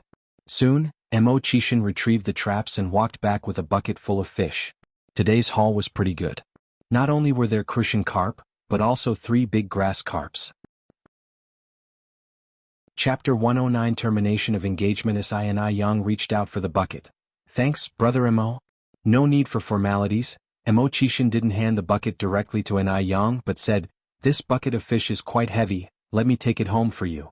The fragmented remains of fish, along with shells and other things, weighed at least 15 to 20 kilograms. With him around, how could she, a young girl, be asked to do such heavy labor? Enai Yang smiled and said, "No need, I can handle it." "It's all right." Mo Chishan stepped ahead, saying, "I consider it physical exercise." Mo Chishan, tall and striding, soon left Enai Yang behind. Having no choice, Enai Yang quickened her pace to catch up. As she walked with Mo Chishan, they chatted idly. "Brother Mo, is your injury healing?" She was most likely referring to the bite mark she had left on his collarbone last time. Mo Chishan's face inexplicably turned red. "It's fine now." "Have you been to the hospital?" Enai Yang asked further. Mo Chishan replied, "Yes, I have. The doctor said it's nothing serious." Upon hearing this, Enai Yang was relieved. "That's good." Enai Yang initially thought Mo Chishan would accompany her all the way home. Unexpectedly, just before they turned the corner to her house, Mo Chishan stopped, placed the bucket on the ground and said, Yang, I want go inside. I'm heading off first." After all, during this time, social conduct between men and women was strictly monitored. He and Enai Yang were not real cousins, and he did not want to cause unnecessary trouble for her. Now it was daytime, unlike during that past night. Enai Yang was surprised at his sensitivity, smiling, "Wait for me here for a moment." Not only was Enai Yang pretty, but her teeth were also especially white when she smiled. Like rows of neatly arranged tiny pearls, they were brilliant and eye-catching. Mo Chishan was mesmerized looking at her. In a short while Enai Yang returned with a run. But this time, Anai Yang held a bag made of oily paper. She stuffed the oily paper bag into Mo Kishin's hands. This has some dried fruit that I made. You can try them, brother Mo. Last time it was bread, now it was dried fruit. Was this young girl subconsciously considering him as a servant to serve him snacks? Thank you. Mo Kishin continued, you should go home, Yang Yang. You don't want anyone to see us and get the wrong idea. Anai Yang nodded and turned towards her home. Mo Kishin also started walking toward the river, whistling along the way. Upon returning home, Anai Yang began preparations for dinner. What to cook for tonight's meal? Anai Yang pondered, chin in hand, and her eyes landed on the 2 cucumbers and a bunch of cilantro in her basket. Suddenly she had an idea. She could make cold skin noodles for dinner. Not wasting any time, Anai Yang began kneading and washing the flour. Making cold skin noodles was neither too simple nor too complex. The main difficulty lay in washing the flour, where she had to wash a whole dough ball in water until it turned into a small ball of gluten. The washed dough water, after settling, could be used for steaming. Cold skin noodles originated from the northwest and were quite rare in Beijing at that time. Seeing Anai Yang washing dough, Anai Tsuehua curiously asked, Yang Yang, what are you making? Anai Yang explained, I'm washing dough to make cold skin noodles. Cold skin noodles? Anai Tsuehua continued, can we eat them? Yes. Anai Yang nodded. Anai Tsuehua then asked, Yang Yang, can one help with something? Anai Yang replied, how about you slice the cucumbers and cut the cilantro and spring onions into segments, then crush some garlic. All right. Anai Tsuehua straightaway started washing the vegetables efficiently. The mother-daughter duo cooperated superbly, and as soon as Anai Yang finished washing the dough, Anai Tsuehua had already chopped all the ingredients. So, Anai Tsuehua started the fire under the stove, while Anai Yang took her place by the pot to steam the noodles. Cold skin noodles were very filling and were great for the spleen and appetite when eaten in the summer, so Anai Yang prepared a few extra plates for Granny Mo's breakfast the next day. Before long, the cold skin noodles were ready. Anai Yang sliced the cold skin noodles and put them in a large bowl, added spring onions, cilantro, minced garlic, cucumber strips, and finally poured sesame oil, vinegar, and chili on top. The enticing aroma wafted even before she started mixing everything. Worried that the cold skin noodles alone wouldn't fill their stomachs, Anai Yang also boiled 6 tea eggs with the eggs Yang Guobao had brought. Except for the tea leaves, Anai Yang mixed all the marinades herself. In no time, the delicious aroma filled the entire courtyard. Chapter 110 Termination of Engagement Carrot. After boiling the tea eggs, Anai Yang halved them and arranged them on a porcelain white plate. They were garnished with a few slices of tomatoes, providing a pleasing feast for the eyes which was delightfully ceremonial.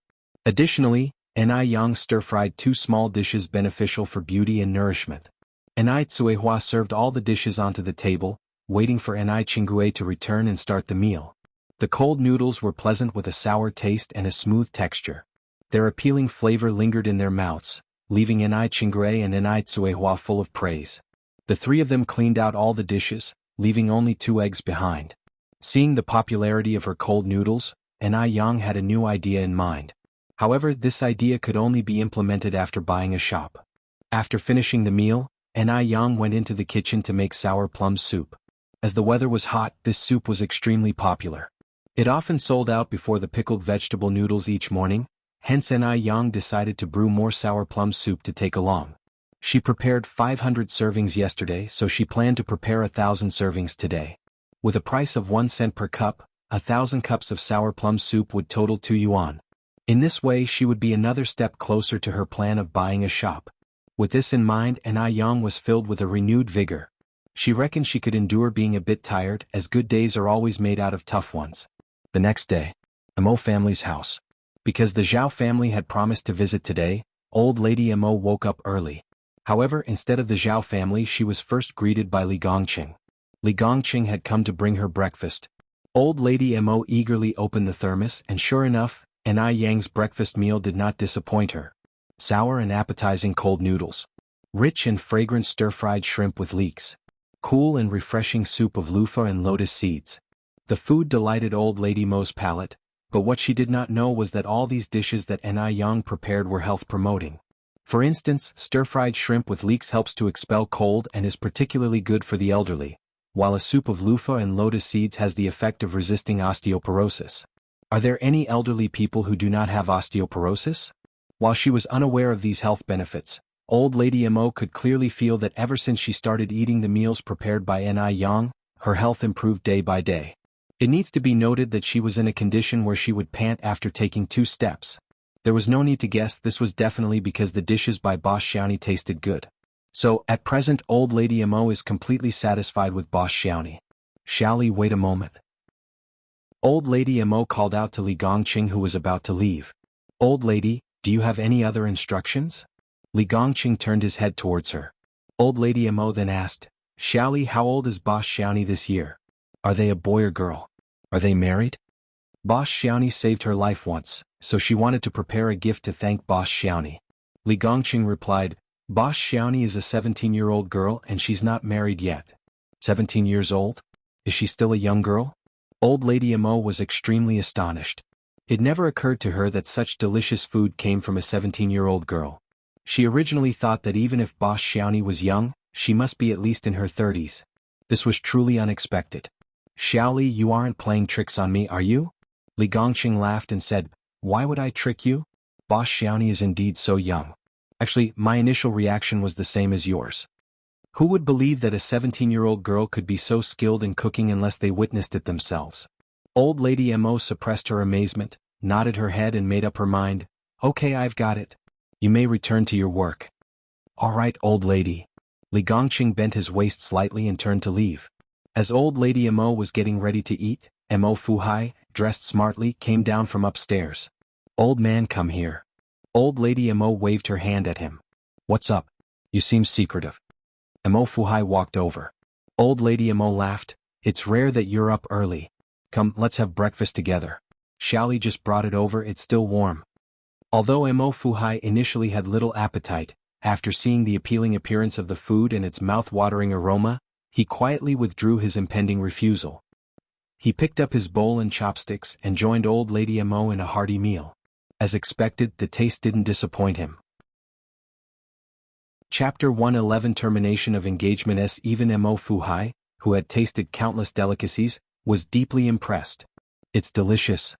Mo Fuhai wiped his mouth, looking at the empty thermos box, and said a little bit adoringly, This was made by Boss Xiaoni?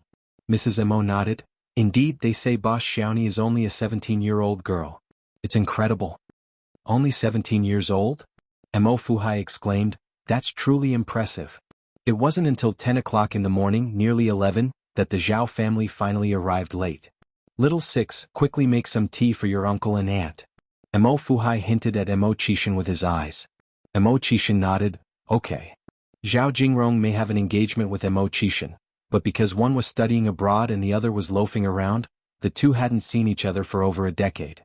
She never expected that such a loser could turn out to be so good-looking. From every angle, there was not a single unfavorable feature on Mo Qishan's face. He was way more handsome than any pretty boy on TV. He's quite handsome indeed. But it's a pity. Physical appearance was the most useless thing in the world. If a woman was beautiful, she might have an opportunity to climb to higher social status. But as for men, being handsome only makes one a pretty boy. At this moment, Mo Qishan handed the steeped tea to Zhao Jingrong. Be careful, it's hot. Be careful, it's hot? Was Mo Qishan trying to please her?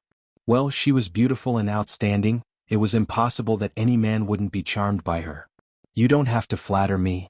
Zhao Jingrong snorted coldly, because I'm here to dissolve the engagement. At her words, the lively living room immediately fell silent. Zhao Baoxing, who was at the top of the family hierarchy, chuckled nervously.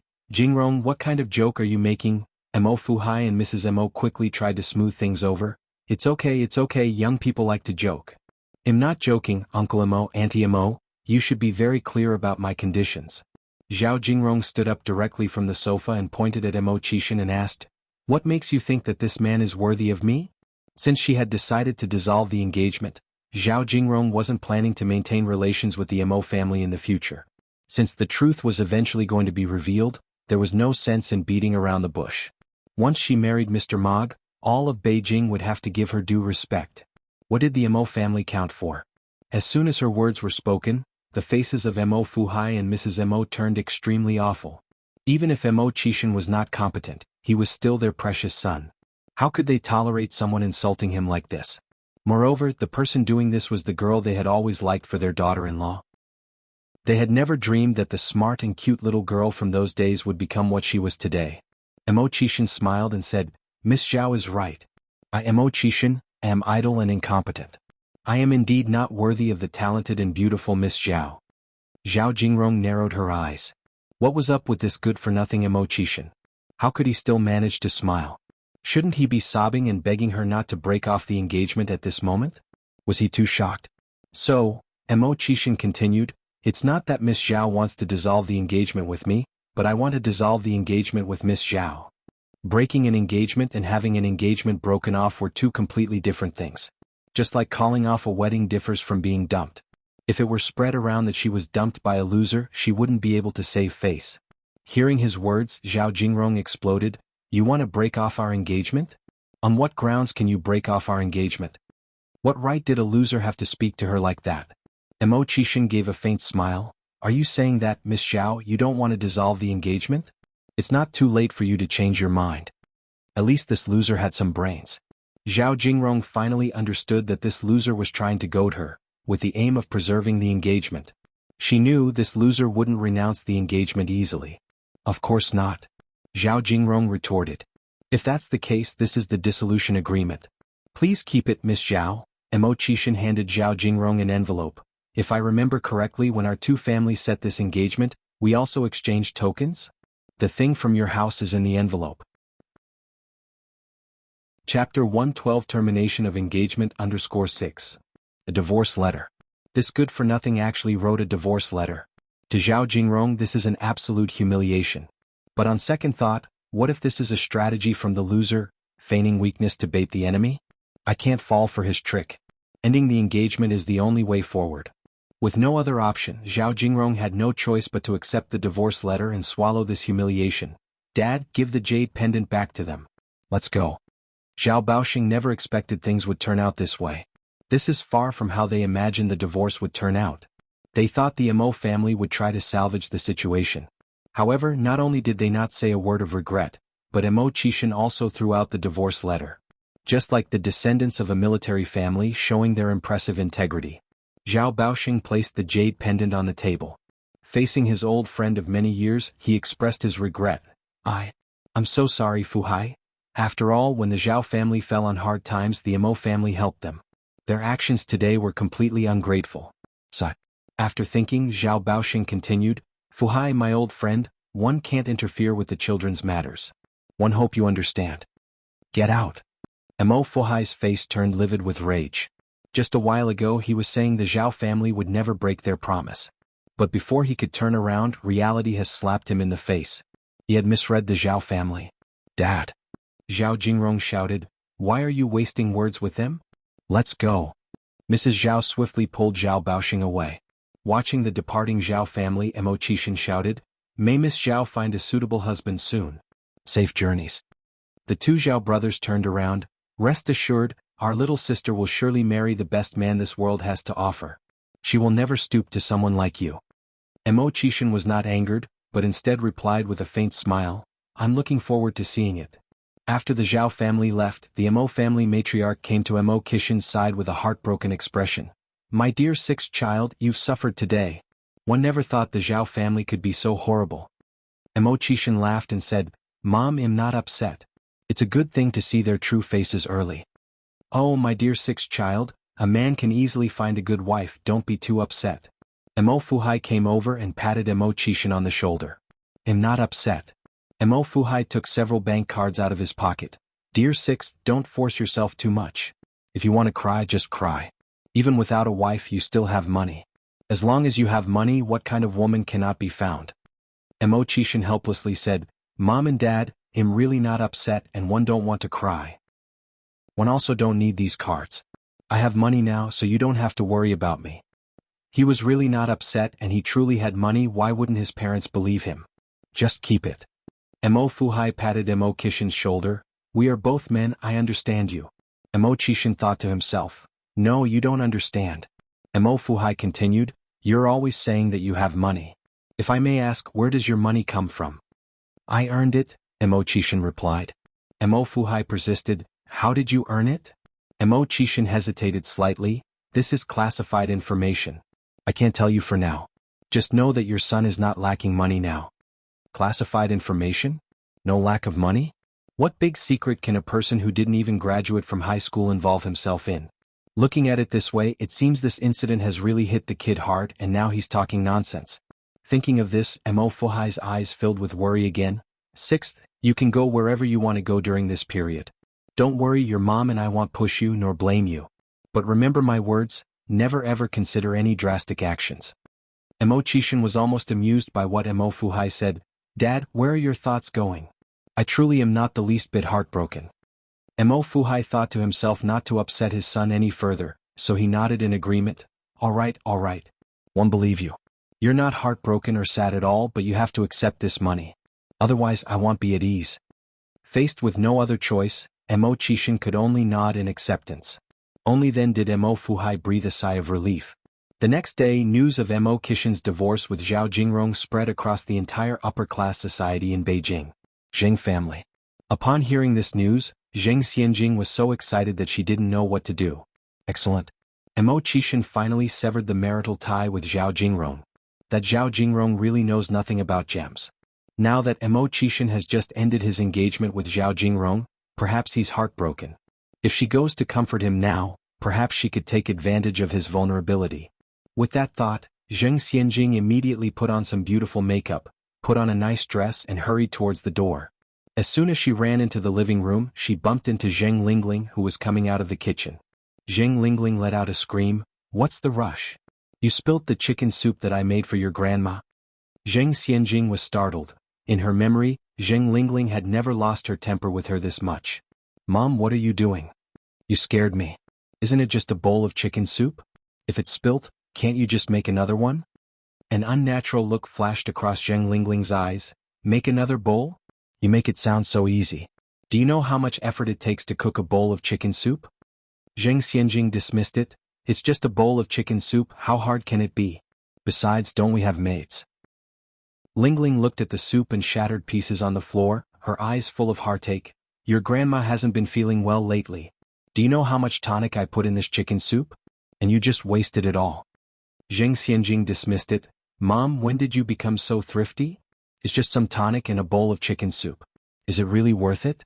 Zheng Lingling subtly changed the topic. Xianjing, where are you rushing off to? Zheng Xianjing remembered her mission, turning to run out of the door. Mom, I can't talk now, one have to go. At this moment, a maid came with a broom to clean up the chicken soup and broken pieces on the floor. Zheng Lingling said, Mrs. Wu, leave this to me, you go to your other tasks. Zheng Lingling always treated the maids kindly, so Mrs. Wu didn't think much of it and handed the broom to her. Once she turned around, Mrs. Wu began commending Zheng Lingling to the other maids. Though the madam isn't the madam's biological daughter, she is genuinely filial to her, not only personally making chicken soup for her, but also reprimanding the miss when she accidentally spilt the soup. Would she ever rebuke the miss under normal circumstances? Upon hearing this, the other maids all nodded in agreement. Zheng Lingling stood outside, listening, a venomous smile lurking at the corner of her mouth. The old hag. I'm so good to her, yet all she knows is to stare blankly at that photo all day.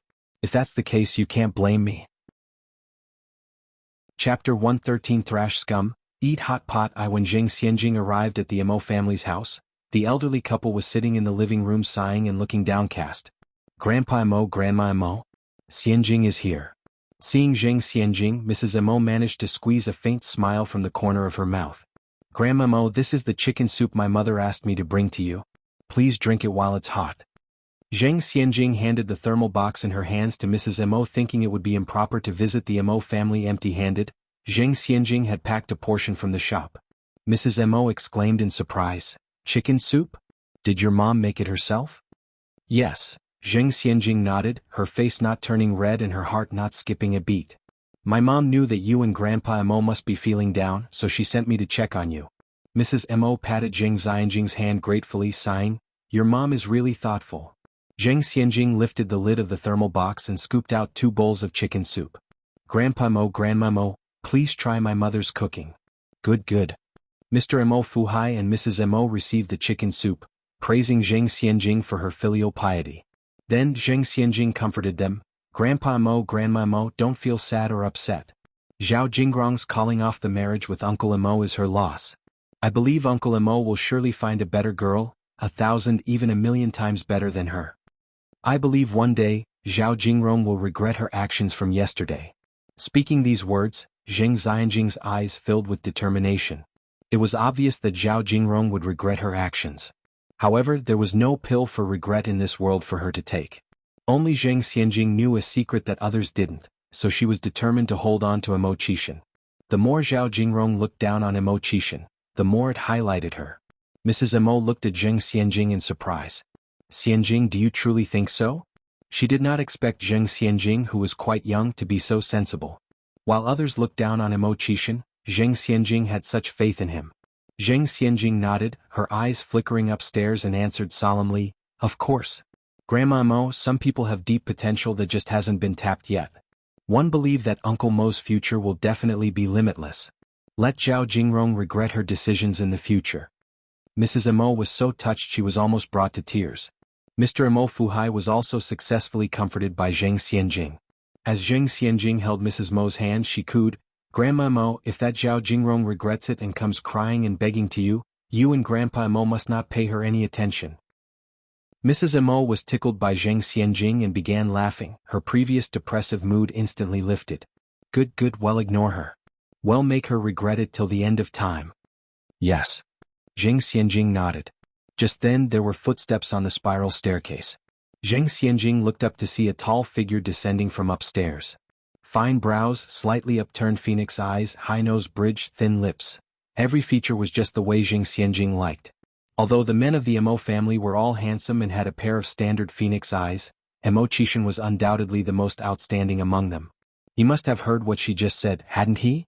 Yes, he must have heard it. Perhaps Emo Qixin had started to see her in a new light. Zheng Xianjing suppressed the excitement in her heart, stood up politely and greeted, "Uncle Emo." Emo Qixin gave a light nod and casually put on his suit jacket. "Mom, Dad, I have a bit of an urgent matter to attend to and may not be able to come back home for a while." "Alt? Leaving again?" Mrs. Emo stood up reluctantly. Mr. Emo Fuhai also stood up immediately. Emo Qixin nodded. Mrs. Emo continued, "When will you be back this time?" Emo Qixin checked his watch. "I'm not sure about the exact time, but don't worry, he'll definitely be back before the end of the year." It was clear their son just had his marriage engagement broken, and now he was leaving again. Anyone could see what was happening, and the more Mrs. Emo thought about it, the more she felt sorry for him, tears trickling from her eyes. "Mom, why are you crying?" Emo Qixin comforted her by patting her back. "It's just a short trip for me, not that I'm not coming back." Mr. Emo Fuhai tightened his face. "All right, stop crying. It isn't a good look." Zheng Xianjing softly comforted, "Grandma Mo, Uncle Emo is going to do something important, you don't need to worry." Chapter 114 Bullying Trash Eating Hot Pot _2. Zheng Xianjing's words were clearly ingratiating. Emo Qixin glanced up at her. Catching Emo Qixin's gaze, Zheng Xianjing immediately lowered her head shyly. He noticed her. Emo Qixin finally noticed her. Zheng Xianjing's heart pounded like it had been bumped by a little deer. Do something big? What big thing could Emo Qixin do? Although she knew her son couldn't do anything significant, old lady Emo felt somewhat comforted. Holding Emo Qixin's hand, she said, "My sixth son, promise your mother not to do anything foolish. Be good, understand?" Emo Qixin nodded and wiped away his mother's tears. He smiled and said, "I know, Mom. Don't worry, one will definitely take good care of myself." For some reason, the more old lady Emo saw Emo Qixin smiling, the more her heart ached. This child was too pitiful. He was still smiling when things were so dire. "Go, don't worry about your mother, I will take care of the house." Emo Fuhai patted Emo Qixin's shoulder. "Dad, 1 a.m. leaving then?" Emo Qixin leaned over to hug Emo Fuhai, then turned to leave. Being hugged by his son, Emo Fuhai chuckled and scolded, "This rascal." Zheng Xianjing, watching Emo Qixin's retreating figure, shouted, "Safe travels, Uncle Emo." Emo Qixin's retreating figure was all that responded to Zheng Xianjing's words. But Zheng Xianjing didn't mind. As long as Emo Qixin noticed her, everything else would come slowly. A calculating smile curled at the corners of Zheng Xianjing's mouth. Ni Yen had been doing great business lately. Every day the noodles and sour plum soup she prepared sold out before 11 a.m. In just 1 week she had already cleared a profit of 1,900 yuan. When she looked at Sun Chuanxiang, not only did she make no profit, but she even lost the capital. Exactly because of Sun Chengxiang's example, many people who wanted to imitate An Yen were hesitant to act. Although selling other stuff might not bring them as much business as An Yen, at least they could make some profit, which was better than losing money. Sun Chuanxiang was worrying earnestly. She had originally thought she could easily find the pickled vegetables An Yen used, but after combing through all the agricultural markets in Beijing, she couldn't find anything similar. This couldn't go on. His son was waiting for her to pay the school fees. Although Zhu Yonghong's incident had affected her son, the school had said that as long as she paid a penalty of 1,000 yuan and wrote a self-criticism letter, he could return to school. At a time like this, she mustn't hinder her son. The reason An Yen could make such delicious sour fish must be because she had some secret recipe. As long as she managed to get the secret recipe, she wouldn't have to worry about business. Thinking of this, Sun Chuanxiang formed a plan in her mind. That day, after An Yen sold all the noodles, she was preparing to pack up, but then saw Sun Chuanxiang walking over carrying a basket of apples. "Xiaoni, your business has been good these days, hasn't it?" "Yes, it has been good." An Yen looked up at her. "What do you need?" Treating every Tom, Dick, and Harry with a smile depends on who's standing in front of you. For someone like Sun Chuanxiang, An Yen couldn't even bother to deal with her, let alone smile. Little jerk. Feeling proud, right? Seeing the two large empty buckets, Sun Chuanxiang felt bitter in her heart. But remembering the purpose of her visit, she smiled and said, "Xiaoni, you know there was a misunderstanding between your nephew Hong Hong and you recently? So, one have come especially to apologize to you. One failed to teach my daughter well. One am sorry, Xiaoni. One hope you won't hold it against me. After all, we all do business on the same street. It isn't good if we clam up, is it?" An Yen kept silent and continued to pack up.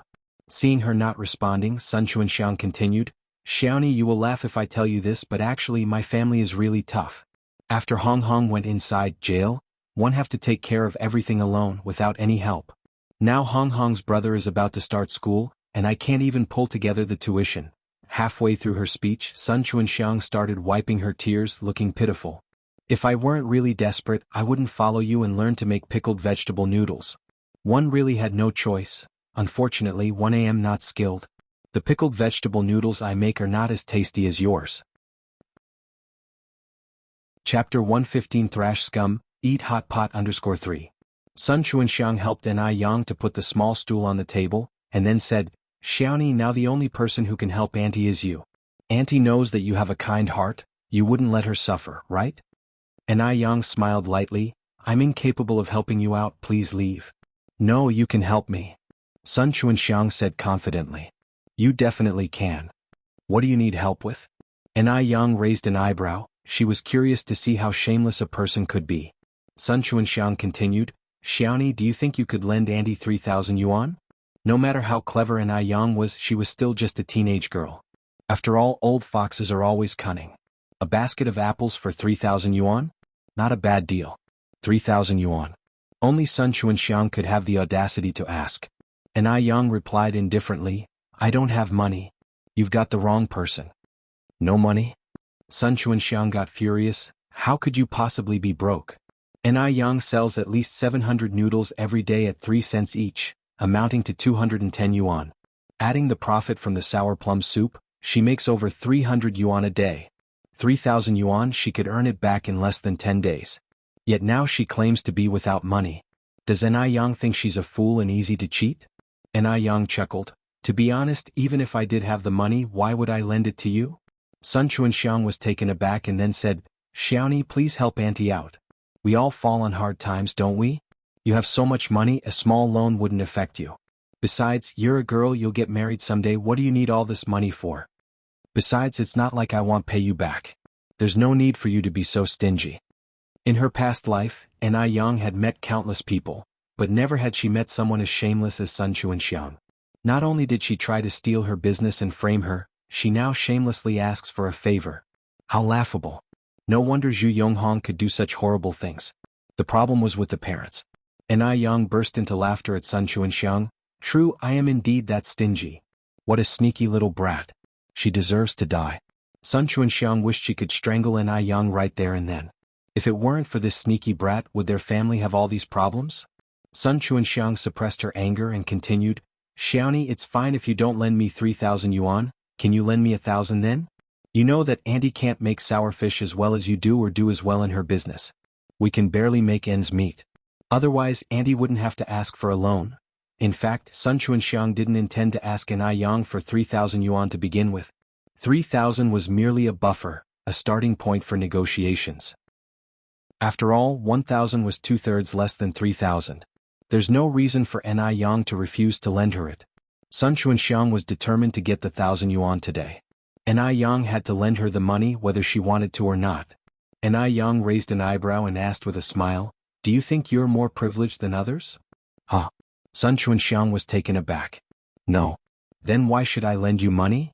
She finished speaking and turned to leave.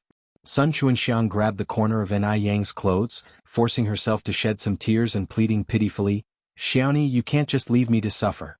Take pity on Auntie, lend me some money, otherwise how can Auntie survive?"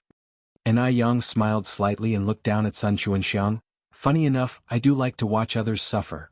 "Xiaoni," Sun Chuanxiang laughed dryly, "stop joking around, Auntie knows you're not that type of person. But I am that type of person." An Yang continued, "Also, my mother doesn't have a sister, so stop claiming family relationships here." Sun Chuanxiang was nearly choked with anger, unable to keep her smile. "Xiaoni, are you really going to fight with Auntie?" An Yang replied, "I already said my mother doesn't have a sister." Sun Chuanxiang dropped her pretense, revealing her true colors, and lowered her voice to say, "You're just a teenager. While I'm almost 50, I've lived long enough. If you really anger me, there's nothing I won't dare to do. You're an outsider in Beijing with no relatives around. If anything happens to you, there's no one to help you out. Is this a threat?" Chapter 116 Thrash Scum, Eat Hot Pot _4. "I sorry, but she really wasn't scared. An Yang wasn't one to be easily frightened." An Yang casually picked up a bench nearby, looking like she was ready for a fight. "Well, it's just too bad, I'm all alone in the world too. Worst comes to worst, we can risk our lives together." A seemingly nonchalant remark had scared Sun Chuanxiang quite a bit. An Yang was all alone, whereas she had a family to feed, including both sons and daughters. Originally, she just wanted to intimidate An Yang, but surprisingly this little bitch wasn't persuaded by any means. Being so unafraid, nobody could even bully her a bit. Sun Chuanxiang was both furious and scared, frightened that An Yang might actually resort to violence. After all, she was the one who came to pick a fight this time, so if An Yang really fought back, she wouldn't be in the right ground. You're leaving me for dead, you'll regret this." Terrified, Sun Chuanxiang backed away several steps, trying to put on a brave front. "What goes around comes around. I will wait for the day when you kneel and beg for my mercy." After saying those words, she ran away in fear. "Wait!" An Yang called out to the retreating figure of Sun Chuanxiang. Sun Chuanxiang shuddered in fear, scared that the bench held by An Yang would hit her forehead in the next second. She ran faster than a rabbit. How dared she stop for even a moment? An Yang originally intended for Sun Chuanxiang to take away her basket of apples, but she didn't expect Sun Chuanxiang to be such a scaredy cat. So easily frightened. An Yang picked up an apple and was about to throw it into the trash when she looked at the charming red apples. She suddenly retracted her hand. "This basket of apples must weigh at least 3 or 4 pounds. It's a waste to throw them away. The rotten one is Sun Chuanxiang, not the apples. Forget it. She'll take the apples then. She can use them to make dried apples and apple cider vinegar later." Not only did she teach Sun Chuanxiang a lesson today, but she also got a basket of apples for free. This was not a bad deal. An Yang was in a good mood and hummed a little tune along the way as she delivered the tables and chairs. "Ha!" A chuckle came from the quiet alley. A tall figure appeared with a black hat covering his features apart from his attractive jawline, a cigarette wedged between his fingers. The little girl has become more and more ruthless. And more impressive. She is like a raw gem, always bringing unexpected surprises. His little follower Wu Darning walked over, curious. "Brother Lu, have you taken a fancy to that little girl?" Don't get him wrong, that little girl not only has a fiery temper but also looks pretty good. There's probably no one as attractive as her in the whole of Beijing. Is the title little girl what you should call her? The man named Brother Lu looked down at Wu Darning. "Just wait, she will be your sister-in-law sooner or later." Sister-in-law? Wu Darning looked up at the man. "Brother Lu, are you joking?"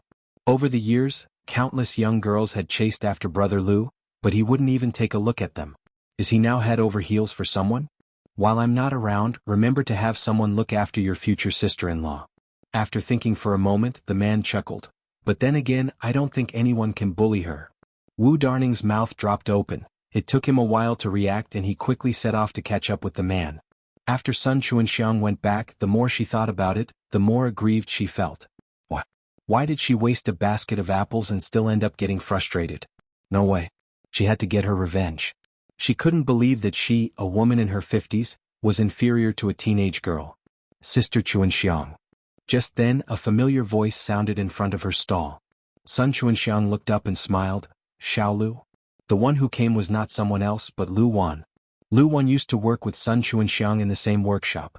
Later, when the factory laid off workers, Sun Chuanxiang was already older and decided to retire early. Since then, she had been operating a small stall to make ends meet. As the saying goes, birds of a feather flock together.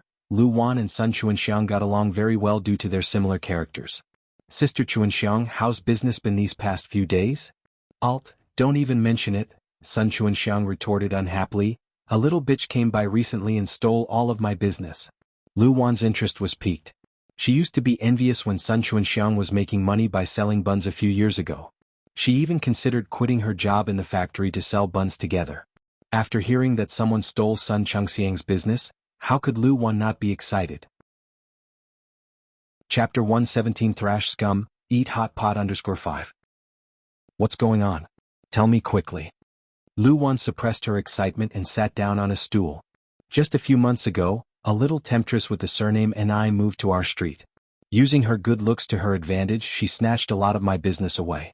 Remember how Hong Hong got arrested recently? She's the one to blame. Sun Chuanxiang shifted all the blame onto Ni Yang. Lu Wan didn't care about who was right or wrong and echoed Sun Chengxiang's words. Such people truly have no shame. Sooner or later they'll meet their downfall. Don't worry, Sister Chuanxiang, once I'm free you'll go and confront that little fox. I want to see how she seduces men. Sun Chuanxiang was deeply moved by Lu Wan's words. Xiaolu, I really can't thank you enough. With Lu Wan's understanding and willingness to listen, Sun Chuanxiang poured out all her grievances. Upon learning that Sun Chuanxiang had been having a hard time recently, Lu Wan couldn't help but feel overjoyed. To prevent Sun Chuanxiang from asking her for a loan, Lu Wan preemptively said, Sister Chuanxiang, given our many years of friendship, I should step in and help you out during such a difficult time, but all my money has recently gone toward helping my little brother buy a house. With Lu Wan having taken such a stand, what else could Sun Chuanxiang say? After delivering the table and chairs to the shop, Ni Yang didn't head straight home. Instead, she made a trip to the agricultural bank, intending to deposit all the money she had earned recently. She now had around 10,000 yuan on her. Not only was it safer to keep the money in the bank, but she could also earn interest. Even though it was Saturday, the bank was not at all crowded. The first reason was that in this era, ordinary workers didn't earn much money and their wages could only cover daily expenses. The second reason was that the banking system of this era was still immature and found it hard to gain people's trust. Ni Yang ended up depositing 19,000 yuan, leaving just over 100 yuan for spending money. 19,000 yuan. Ni Yang looked at the balance in her savings book and calculated silently in her mind. She was now only 7,000 yuan short of buying her own shop. She was now making nearly 300 yuan per day, so in about another month or so, she would be able to buy and renovate her shop. This was great news. The day she would become a fully fledged individual shop owner was just around the corner. With such exciting news, it was undoubtedly a time to celebrate. Autumn had gradually set in. And in autumn, it was only natural to enjoy some warm food. Ni Yang turned her bicycle around and made a trip to the vegetable market, where she bought plenty of vegetables. She also purchased a charcoal hot pot stove. The stove had 2 layers, making it ideal for cooking in a double flavor pot. Hot pot originated from Sichuan and Chongqing, but at this time, not many people ate it. The first reason was that there were no ready-made hot pot mixes to buy. The essence of hot pot lay in the base ingredients, which the average person would struggle to cook well, especially in an era when people were focused on making money, who had the spare time for gourmet cooking. The second reason was that hot pot consumed too much oil. Most ordinary families couldn't even afford meat, let alone oil. After buying the pot, Ni Yang then headed over to a stall selling beef and mutton. Boss, how much is the beef? 5 yuan per pound. Ni Yang pointed at the mutton. And the mutton? The beef and mutton vendor was a middle-aged man with a chubby face. Seeing that Ni Yang was a young girl who looked like she couldn't afford to buy meat, he answered impatiently, "Mutton is 5.5 yuan per pound. If you can't afford it, stand further away. Don't block my business." People of this era all pursued fatness. The fatness of being overweight. Due to poverty, they couldn't afford to eat meat, so people believed that those who were fat were wealthy and looked dignified when they went out like a leader. Only those who were wealthy could afford to eat meat, and only those who ate meat could become fat. That's why the rich and the minor leaders of this era all had beer bellies. To them, Ni Yang, who was so slender and tall, didn't look like a rich person. Undeterred by the middle-aged man's attitude, Ni Yang moved on to the next stall, and cheerfully pointed to the beef and mutton. "Uncle, I would like a pound of each, please." The vendor at this stall was a friendly, Mediterranean-looking man. The Mediterranean uncle hadn't had any customers all afternoon, so he was surprised when he suddenly got a big order. He cheerfully replied, "Of course, young lady. Wait just a moment." Because beef and mutton were expensive, people who came to buy it usually only bought a few ounces at a time, who would buy a whole pound in one go. Chapter 118 Thrash Scum, Eat Hot Pot 6. Seeing Ni Yang give the bald man 2 big Unity tickets, the middle-aged man instantly regretted so much that his intestines turned green. He slapped himself twice silently, "Blinded by your dog eyes. Blinded by your dog eyes." Ni Yang took the change from the bald man, her eyes fell on the cow bones on the counter and asked, "Uncle, how much do you sell these cow bones for?" The bald man enthusiastically replied, "The cow bones cost 2 cents for a pound. If you want 111, give them to you for 1.5 cents a pound. Because the cow bones had no meat and people didn't know how to consume them, these bones basically went unsold. Who would have eaten their fill and bought a few bare bones home? But in Ni Yang's eyes, these cow bones were all treasures. Although there was no meat on the cow bones, they were extremely nutritious. The soup made from them was both fragrant and rich, and they even contained bone marrow. They were perfect for making hot pot broth. "I want 10 pounds. Okay." The bald man quickly weighed the beef bones, a little over 11 pounds, let's call it 10 pounds. "Thank you, uncle." Ni Yang handed the bald man a 1 and 5 yuan note, and reached out to take the beef bones. Passing by the toy shop, Ni Yang purchased a rattle drum and a little rubber ducky for little Ni Yun. Little Ni Yun was now over 2 months old, and it was a very active time for her. When Ni Yang arrived home, Ni Tsuehua was sitting at the front door waiting for Ni Yang while practicing her handwriting. After some practice, Ni Qihua's handwriting had greatly improved on her initial attempts. She could now write many characters independently, without having to look at the textbook. "Mom, your handwriting is now really beautiful," Ni Yang complimented sincerely. Ni Tsuehua responded with a smile, "That's all thanks to my little teacher over here." Ni Yang said, "It's more that you're smart. If you were a dunce, no matter how good one taught, you wouldn't learn. Students under a teacher could be good or bad." Ni Tsuehua patted Ni Yang's head, All you know is how to please your mother. Speaking of, food is in the pot. Yang, you should go eat." Ni Yang nodded and asked, "Mom, where's my little sister?" "She's sleeping in the back room." "Oh." Funnily enough, just as Ni Yang stepped into the room, little Ni Yun woke up. Now she was gnawing on her white little feet. Seeing Ni Yang come over, she started laughing happily. Yin. Ni Yang went over to pick up little Ni Yun. Even though little Ni Yun couldn't talk yet, she would still gurgle in excitement when she saw her big sister. Ni Yang handed little Ni Yun the rattle drum and the rubber ducky. "Is Yun happy?" Little Ni Yun didn't know how to play with the ducky, but she shook the rattle drum, making it create a ruckus. Ni Tsuehua came in from outside worried. Yang, money is hard for you to earn. Why are you spending it carelessly on toys for your sister again?" Ni Yang replied with a smile, "Buying things for my sister doesn't count as wasting money." Ni Tsuehua reached out to pick up little Ni Yun. "He'll hold her, you go eat your meal quickly." Ni Yang turned and headed to the kitchen to eat. In the afternoon, Ni Yang went down to the river to retrieve the crayfish trap. The river bank was completely deserted, and not even a herdsboy could be seen. It was unknown why, but every time Ni Yang arrived at the river bank, she would inexplicably think of Mo Chishan. Was it because Mo Chishan had helped her retrieve the crayfish trap for several days in a row? Not long ago, Ni Yang had been able to see Mo Chishan by the river every afternoon. Yet, starting from yesterday, he seemed to have evaporated from the face of the earth. In such times, there were no mobile phones, let alone WeChat or QQ. Once someone lost contact with another, they might never see each other again. Thinking about this, Ni Yang suddenly felt a sense of melancholy. But the very next second, Ai Yang chuckled faintly. He was just a man, what was there to be heartbroken about? A man as ungrateful as a stray dog, good riddance if he left.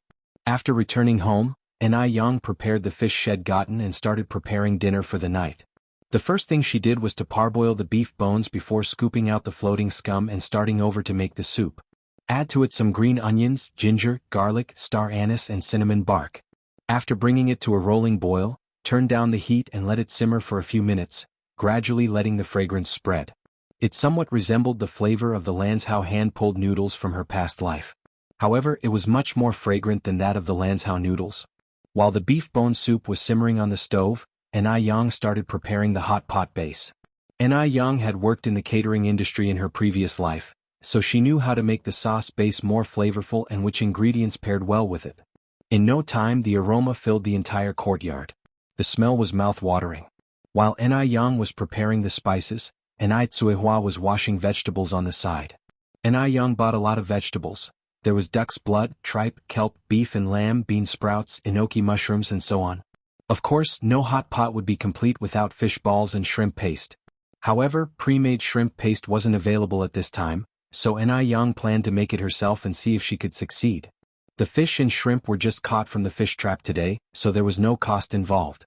Ai Qihua's knife skills were impressive. In no time she removed the bones from the shrimp and fish meat and minced them. That night, when Ai Qingui saw the hot and steamy copper pot on the table with a layer of red oil floating on the surface, she couldn't help exclaiming, Yang, are we having hot pot tonight? Ai Yang came out from the back. Yes, Auntie and I were having hot pot tonight. There was a hot pot restaurant in the city of Beijing. Ai Qingui had gone there once with her boss, but because of the high price she never went again. Although it had been a long time since, Ai Qingui would never forget that delicious, spicy and sour taste. She just didn't know if the hot pot Ai Yang made would be as delicious as the one she had last time. When Ai Qingui tasted the food from the hot pot, she was so excited she didn't know what to say. It was so delicious. 100 times better than the one she had in the restaurant before. The boiled beef dipped in the oil sauce prepared by Ai Yang tasted divine. A subtle spiciness and numbness danced on the tip of her tongue, stimulating the taste buds and leaving an unforgettable aftertaste. And with a glass of ice-cold plum juice, it was irresistibly delicious. Ai Qingui picked up a humble-looking meatball, originally thinking that it was just a regular meatball, only to be surprised by its firm texture. One bite and it was smooth and chewy, mouthful of meaty flavor, satisfying and fulfilling, making one wish to swallow even their tongue. Ai Qingui had never tasted such a meat bale before and curiously asked, Yang, what kind of meat bale is this? Ai Yang explained with a smile, this is called shrimp paste, it's made from shrimp meat and starch. Ai Qingui was surprised and asked, you made this shrimp paste yourself? Ai Yang nodded. Amazing. Ai Yang was truly amazing. If Ai Yang were to open a hot pot restaurant, the one in the city would have to close instantly. But Ai Qingui couldn't bother praising Ai Yang anymore, because the hot pot was so delicious that she just wanted to enjoy it fully. Ai Tsuehua picked up a piece of tripe and said, Yang, this tripe is a bit tough to chew. Did it get undercooked? Ai Yang picked up a piece of raw tripe and while demonstrating how to cook it explained, when eating tripe you have to swish it back and forth 7 up 8 down like this. Chapter 119A Slap in the Face. Turns out Ai Yen was not bragging. _1 7 up, 8 down? This so-called 7 up, 8 down, refers to rinsing a piece of tripe 7 times in the hot pot. The whole process takes about 15 seconds. Not only was Ai Tsuehua stunned by this, even Ai Qingui was taken aback. Because it was their first time learning that tripe could be eaten like this. Was it really cooked just by scalding it a few times? Tripe usually has a very strong smell. Ai Yang placed the scalded tripe on Ai Qihua's plate. Mom, please have a taste. Ai Tsuehua stared at the tripe in the bowl, hesitated for 2 seconds, then picked it up and put it in her mouth, and began to chew. Her originally cold expression gradually turned into one of astonishment. The tripe not only lacked the expected strong smell, but was crisp and tender, dissolving beautifully in her mouth. It was numbingly spicy, and biting into it released the flavors of sesame and crushed peanuts, whetting her appetite and complementing her meal so well it brought tears to her eyes. Having tasted something so delicious, Ai Tsuehua felt that even if she was asked to ascend to heaven to be an immortal, she might not agree. Seeing Ai Qihua's reaction, Ai Qingui couldn't resist swallowing. Yang Yang's mom, how does it taste? delicious. And I Tsuehua nodded her head in agreement. Sister Chingay, you should try it too. Was it really that delicious? Initially resistant, and I Chingray, seeing Ni Quihua's reaction, immediately picked up a piece of tripe and 7-Up, ate down in the bubbling red oil pot. The flavor was surprisingly good. Yang, where did you learn this new way of eating? The taste is really good. And I Chingui had not even heard of this 7-Up, 8-Down method before. And I Yang smiled and said, it was introduced in a gourmet cookbook. And I Chingui nodded, oh. The boiling red oil in the pot filled the air with smoke, veiling the laughter of the three people. And I Yang, who had not eaten spicy food for a long time, was eating duck's blood while gulping down sour plum soup. It was the first time Ni Yang discovered that Ni Tsuehua and Ni Chingui could eat so much spicy food. They heartily enjoyed the hot pot meal. In the end, Ni Chingui took the initiative to clean up, while Ni Tsuehua went to feed and bathe the baby. Ni Yang was in the kitchen preparing Mrs. Mo's meal. The kitchen lights were a bit dim. When Ni Chingui turned around, she saw Ni Yang bent over focusing on her work. In the dim light, her features seemed extremely delicate, her eyes were clear and radiant like dazzling stars, and her skin was so tender it looked like it could be pinched out water. In terms of attractiveness, she could easily outclass even the most traditionally beautiful girls. Compared to Ni Yang 2 months ago, the Ni Yang now looked 10 times better. Moreover, it was not only Ni Yang who had changed, Ni Chingui also noticed many changes in herself. The most noticeable changes were to her breasts, teeth, and hair. Her breasts had become much firmer, making her look better in clothes. Her teeth had become whiter. Even though she brushed twice a day, her teeth were never quite white, always giving off a slight yellow tint. But now, every day when she looked in the mirror, she could see her teeth shining. Also her hair, which used to be dry, brittle, and yellowish, had now become black and shiny, so smooth that female colleagues around her were asking her what brand of shampoo she used. Ni Chingui felt that all these changes were because of the delicious food that Ni Yang cooked. Thinking this in her heart, Ni Chingui asked out loud. Ni Yang did not expect that Ni Chingui would be so observant to notice these details. Faced with Ni Chingui's curiosity, Ni Yang smiled and nodded, yes, Auntie Ni, it does have a lot to do with the food we eat every day. Ni Chingui was amazed and said, Yang, how did you manage to achieve this? I've been eating food all my life and I've never known that food can have a beautifying effect. Ni Yang smiled and said, it mainly depends on eating the right things. Some beauty is inherent and some beauty depends on daily maintenance. Here, Ni Yang pulled out the menu. For example, look at this sour and spicy tender ginger mixed with lettuce. Ginger is known for its rust-removing properties, and lettuce contains fluorine. The combination of these two can effectively whiten teeth. Ni Chingui was amazed by hearing this. No wonder my teeth have gotten so much whiter recently. It turns out to be the effect of ginger and lettuce. Yang, how did you know all this? Ni Yang explained, because I am a traditional Chinese medicine practitioner, I know a little about the efficacy of plants. Ni Chingui nodded, and for a moment she felt even more admiration for Ni Yang. Chapter 128 Slap in the Face. Turns out Ni Yen was not bragging. This little girl is really incredible. She's much more outstanding than someone who has lived for over 40 years. Ni Tsuehua is truly blessed to have such a wonderful daughter in this life. Ni Chingui then asked, Yang, what kind of benefits do the meals you prepare for the old lady have? As Ni Yang was washing the vegetables, she replied, elderly people have a poor appetite, so I prepare some appetizing and easily digestible dishes. Occasionally, one also prepares some dishes that can prevent osteoporosis. The next morning, Ni Yang got up at around 3 o'clock. When she arrived at the snack street as usual, there were already many people waiting in line for her. In order to eat the fragrant noodles earlier, everyone voluntarily helped Ni Yang to set up the tables, chairs, and stools. With everyone's help, all the preparations were done in less than 5 minutes. Ni Yang expressed her gratitude with a smile. Someone joked, young boss, if you work faster and get the noodles ready sooner, that's the best way to thank us. That's right, young boss, hurry up, all of us are waiting to eat noodles. Ni Yang didn't waste time and immediately started to prepare the noodles skillfully. Soon, slurping noises filled the air as everyone started to eat their noodles. Enjoying a bite of the sour and refreshing noodles, followed by a sip of sour plum soup, tasted incredibly good.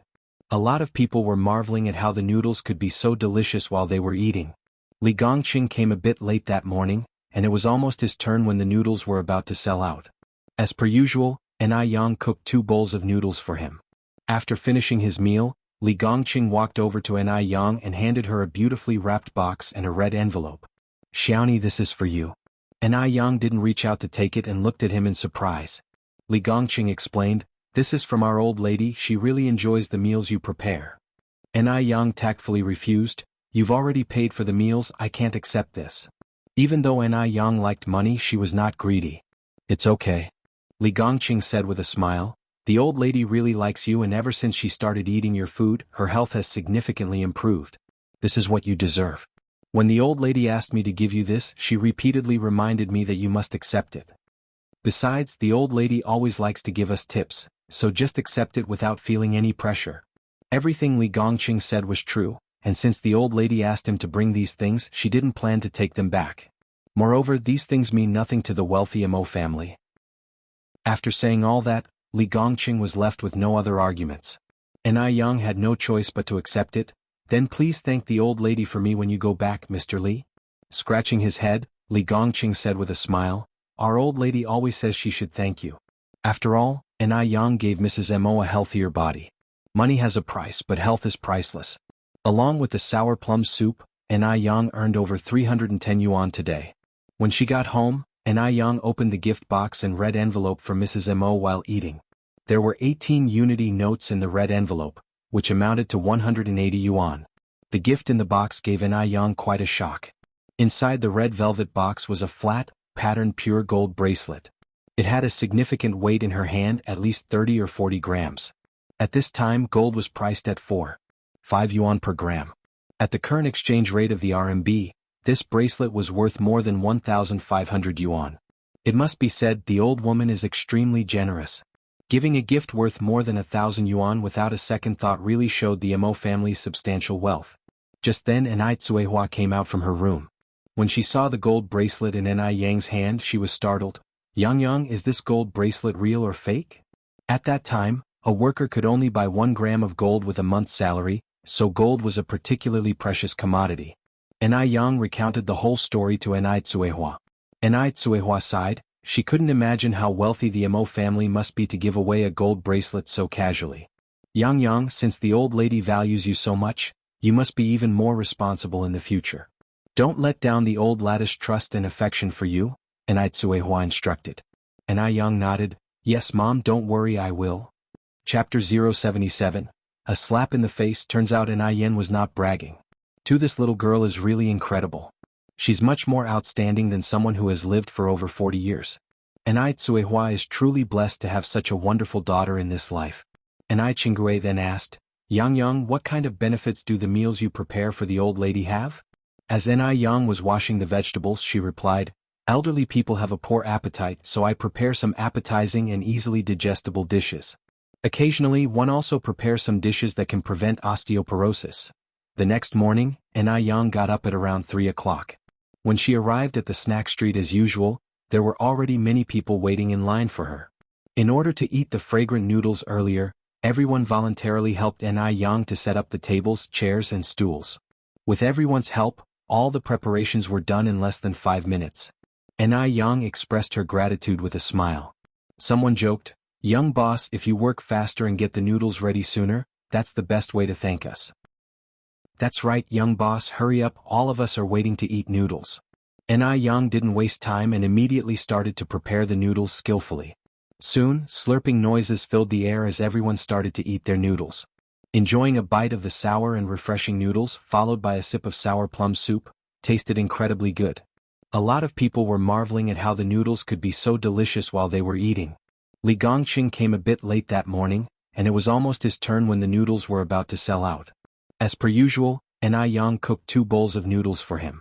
After finishing his meal, Li Gongqing walked over to Anai Yang and handed her a beautifully wrapped box and a red envelope. Xiaoni, this is for you. Anai Yang didn't reach out to take it and looked at him in surprise. Li Gongqing explained, this is from our old lady, she really enjoys the meals you prepare. Anai Yang tactfully refused, you've already paid for the meals, I can't accept this. Even though Anai Yang liked money, she was not greedy. It's okay. Li Gongqing said with a smile, the old lady really likes you and ever since she started eating your food, her health has significantly improved. This is what you deserve. When the old lady asked me to give you this, she repeatedly reminded me that you must accept it. Besides, the old lady always likes to give us tips, so just accept it without feeling any pressure. Everything Li Gongqing said was true, and since the old lady asked him to bring these things, she didn't plan to take them back. Moreover, these things mean nothing to the wealthy Mo family. After saying all that, Li Gongqing was left with no other arguments. And I Yang had no choice but to accept it. Then please thank the old lady for me when you go back, Mr. Li. Scratching his head, Li Gongqing said with a smile, our old lady always says she should thank you. After all, and I Yang gave Mrs. Mo a healthier body. Money has a price, but health is priceless. Along with the sour plum soup, and I Yang earned over 310 yuan today. When she got home, and I Yang opened the gift box and red envelope for Mrs. Mo while eating. There were 18 unity notes in the red envelope, which amounted to 180 yuan. The gift in the box gave I Yang quite a shock. Inside the red velvet box was a flat, patterned pure gold bracelet. It had a significant weight in her hand, at least 30 or 40 grams.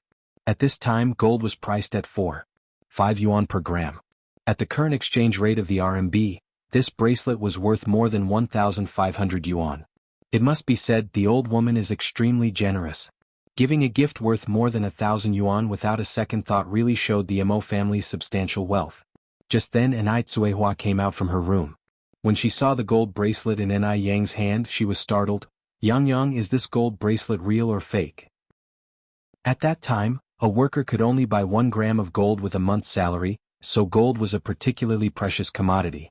Enai Yang recounted the whole story to Enai Tsuehua. Enai Tsuehua sighed. She couldn't imagine how wealthy the Mo family must be to give away a gold bracelet so casually. Yang, since the old lady values you so much, you must be even more responsible in the future. Don't let down the old lady's trust and affection for you, Enai Tsuehua instructed.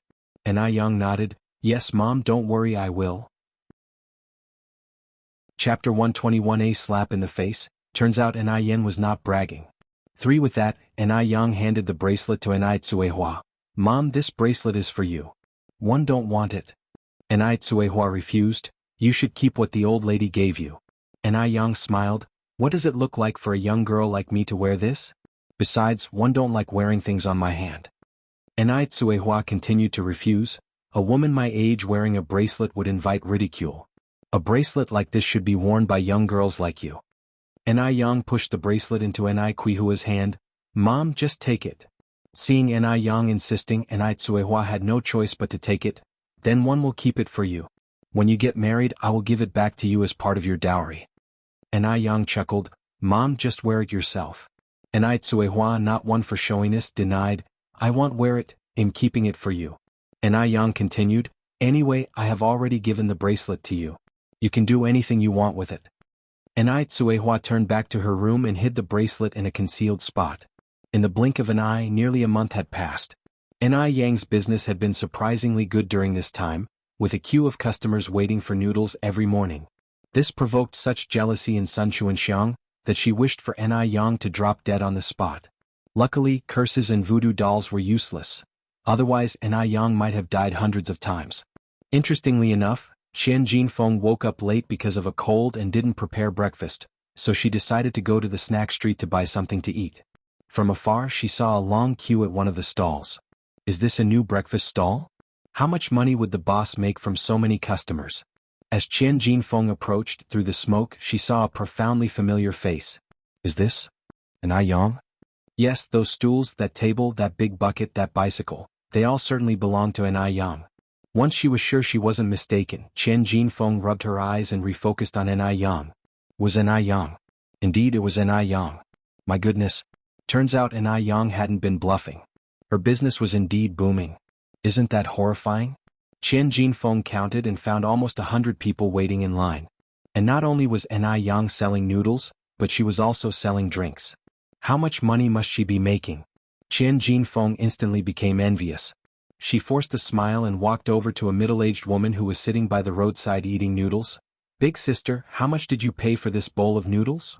The middle-aged woman replied with a smile. Not expensive, it's quite cheap. Only 3 cents a bowl. Lady, if you want to eat, you should get in line quickly. If you queue now, you might still get a bowl. This young stall owner only makes 700 bowls a day, and once they're sold out, that's it. 3 cents a bowl and she can sell 700 bowls a day. After getting the exact answer, Qian Jinfeng began to calculate in her mind how much an Yang could earn in a day. She wouldn't know until she did the math, and once she did, it startled her. An Yang could make 210 yuan a day. That's 6,300 yuan a month. And this was just from selling noodles. She was selling drinks as well. An Yang must be earning at least 9,000 yuan a month. Realizing that the earning could be 9,000 yuan, Qian Jinfeng felt even worse than if she had eaten a lemon. She couldn't stop the bitterness welling up in her heart. She owned a small shop that only made about 100 yuan a day, while an Yang, who had set up just a stand, was making 3 times as much as she was.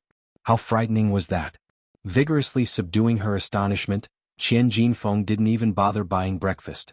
She just wanted to rush home and tell all of this to Li Dongliang. Seeing Qian Jinfeng coming back empty-handed, Li Dongliang was somewhat indignant. "Didn't you say you were going to buy breakfast? Where's the breakfast?" Qian Jinfeng said, "Old Li, guess who I saw on the snack street just now?" "Who?" asked Li Dongliang without even looking up. "An Yang." Qian Jinfeng spurted out the 2 words. Unfazed, Li Dongliang said, "So what if you saw her? She used to brag about her successful business. How is it? Did she look embarrassed and awkward when she saw you? What could a young girl like her know about doing business? She'll probably go bankrupt within a few days." Caught by Qian Jinfeng now, that young girl won't dare to even lift her head when she comes to their house to place things. Awkward. Why should she feel awkward? Qian Jinfeng bitterly said, "Her business is doing well. The queue almost reaches the entrance to our store." Chapter 122. A slap in the face. Turns out an Yen was not bragging. _4. No way. Are you running a fever or something? Li Dongliang reached out to feel Qian Jinfeng's forehead. Qian Jinfeng grabbed Li Dongliang's hand. "Don't believe me? I'll take you to see for yourself." It wasn't until they arrived at An Yang's stall that Li Dongliang finally opened his eyes in surprise. He even slapped himself twice to see if he was dreaming. Then Qian Jinfeng explained to Li Dongliang how much An Yang was making each day. "What?" After hearing this, Li Dongliang was totally shocked. "She earns 9,000 yuan a month? Are you kidding me? Does she tell you how much she makes daily?" Seeing Li Dongliang's disbelief, Qian Jinfeng made a calculation. Pickled fish noodles cost 3 cents per bowl. She sells about 700 bowls a day. Sour plum soup costs 1 cent per cup. She sells about 1,000 cups a day. You can do the math. Li Dongliang immediately began calculating with his fingers, and indeed, the result was no different from what Qian Jinfeng had calculated. At this moment, Li Dongliang was completely deflated. Just like Qian Jinfeng, he was so envious he almost wanted to overturn An Yang's stand. Why did their big store make less money than half of what An Yang earned? That was too bullying. The couple looked downcast as if someone owed them millions. They gave up on buying breakfast because the sourness in their stomachs was too much. They were already filled with sourness. After returning to their shop, the couple didn't even bother to do business and sighed to each other. Around 11 o'clock in the morning, after all her noodles were sold, An Yang brought her tables and stools to Li Dongliang's shop. An Yang still greeted Li Dongliang and Qian Jinfeng warmly as usual. Normally, Li Dongliang would ask smugly, "Yang, how was business today?" But today, after witnessing An Yang's business with his own eyes, did Li Dongliang still have the mood to poke fun at An Yang? Moreover, every time he saw An Yang's face, he would think about how much money she was making, and his heart would constrict with indigestion. It's so uncomfortable. Envy is a green-eyed monster. An Yang didn't think too much. She just arranged her tables and stools by herself. Just then, Li Wei came down the stairs with his textbooks. When he saw An Yang there, he took his books to ask An Yang for help. "An Yang, could you help me with this English question?" An Yang glanced back. "Sure." An English question that seemed difficult to Li Wei was solved by An Yang in less than a minute. As it happened often, Li Wei was not surprised but calmly thanked her. Anyway, as long as An Yang was just a self-employed worker, she would never be as good as him, so there was nothing to be jealous of. An Yang smiled and said, "You're welcome." In the room, Qian Jinfeng nudged Li Dongliang with her elbow, gesturing for him to look out the window. "Old Li, look, that girl An Yang is intentionally talking to our Xiao Wei again." Li Dongliang's envious heart finally found some balance. He snorted, "So what if she can make money? Without an education, she'll always be a lower-class person. Our Xiao Wei would never settle for her." No matter how capable An Yang was, she still wanted to marry their son. Pitiful. Their family really looked down on An Yang. Their son Li Wei was their golden phoenix. What did Ai Yang count for? She wouldn't even qualify as a sparrow. Qian Jinfeng nodded. Yeah, you're right, old Li. I have to talk to Xiaowei properly and make sure he doesn't get bewitched by this fox. Ai Yang went to the agricultural bank again today and deposited 7,500 yuan. Together with the previous 19,000, it all added up to 26,500 yuan. That was more than enough to buy a shop. However, Ai Yang planned to keep selling noodles until the end of the month before buying the shop, because there would be renovation costs, hiring workers, and many other expenses. Now that she persisted until the present and could buy a shop, Ai Yang finally breathed a sigh of relief. In the evening, Ai Yang made another table full of delicious food. That night, Qian Jinfeng couldn't sleep. She kept tossing and turning. Why can Ai Yang make so much money in a day? Similarly, Li Dongliang next to her couldn't sleep either. Qian Jinfeng poked Li Dongliang. Let me ask you. You lend the shop downstairs to Ai Yang for storing her tables and stools. How much do you charge her per month? 1 yuan. Li Dongliang answered. 1 yuan. Qian Jinfeng exploded. She makes so much money selling noodles every day, and you only charge her 1 yuan. Chapter 123. A slap in the face. Turns out Ai Yan was not bragging. _5. Li Dongliang said restlessly, how could one have known she made so much money before? Qian Jinfeng continued, no, we should increase her rent. How much? Li Dongliang asked next. Qian Jinfeng held up one finger. I owe yuan? Li Dongliang asked. No. Qian Jinfeng shook her head. Li Dongliang incredulously said, it couldn't be 100, could it? Yes. Qian Jinfeng nodded. It is 100. 100? You know, the rent for their entire shop was just a little over 100. This would mean that Ai Yang was paying their rent. Moreover, Ai Yang was just using some tables and stools. Could she afford 100 yuan? Qian Jinfeng noticed Li Dongliang's concerns. Doesn't pay? She dare not pay. If she doesn't, I will not let her place things here. If it weren't for placing her goods here, would she be able to earn so much money? I think 100 is too little. In my opinion, it's not unreasonable for Ai Yang to share half of her earnings with us. Li Dongliang nodded. You have a point. Qian Jinfeng was absolutely right. If it weren't for their help, Ai Yang wouldn't have been able to earn so much money. After all, the people Ai Yang should be most grateful to are their family. Qian Jinfeng added, don't worry about this, one will talk to her tomorrow morning. Okay. After discussing the matter, the couple went to sleep. The next morning, Qian Jinfeng cheerfully brought up the rent increase to Ai Yang. 100? Did Qian Jinfeng really think money flowed from a river? Such audacity. Ai Yang said with a full smile, Auntie Qian, there are a few days left till next month. For this month, my rent agreement was settled with Uncle Li. At the beginning of next month we can raise the rent. Don't worry, I won't shortchange you by a cent. Qian Jinfeng did not expect Ai Yang to agree to her request so readily. If she had known, she would have asked for more rent just now. Perhaps Ai Yang also understood that her profits were all thanks to their help. Ai Yang, that foxy creature, seemed to have some sense after all. Qian Jinfeng continued, Yang, let's take advantage of this spare time and sign the agreement for next month. You can also pay next month's rent in advance. Ai Yang smiled and said, Auntie Qian, let's talk about next month when it comes. One don't have that much money on me right now. Upon hearing this, Qian Jinfeng became displeased. Your business is doing so well, how could you possibly not have money? Ai Yang began to complain. No matter how good the business is, there are still costs involved like fish, noodles, oil, labor costs. Each one costs money. Auntie Qian, you are also a businesswoman, you should understand why. Qian Jinfeng added, how much could those things cost? Don't think one don't know, the fish is not expensive at all. Ai Yang swiftly arranged the tables and stools, then said, goodbye, Auntie Qian. We'll talk about the rent next month. She already had an agreement with Li Dongliang for this month's rent, so she wasn't afraid of Qian Jinfeng causing trouble. By next month she would be long gone, leaving Qian Jinfeng frustrated. Having said this, Ai Yang rode her bicycle off into the distance. Qian Jinfeng spit on the ground out of anger. Humph! Little vixen. Ai Yang wouldn't be able to escape. Next month was just next month then. Qian Jinfeng thought to herself, should she adjust the rent to 200 yuan next month? After all, they hold Ai Yang's lifeline. As long as they don't allow Ai Yang to place her items, she wouldn't be able to do business. Never mind 200, even if it were 300, Ai Yang would have to pay. With this in mind, Qian Jinfeng felt quite pleased. After hearing about Sun Chengxiang's affairs, Lu Wan had wanted to see the noodle vendor herself. She wanted to see what Sun Chengxiang's so-called little vixen looked like. It was finally Lu Wan's day off. When she arrived, it was nearly 11, but the stall still had a long queue.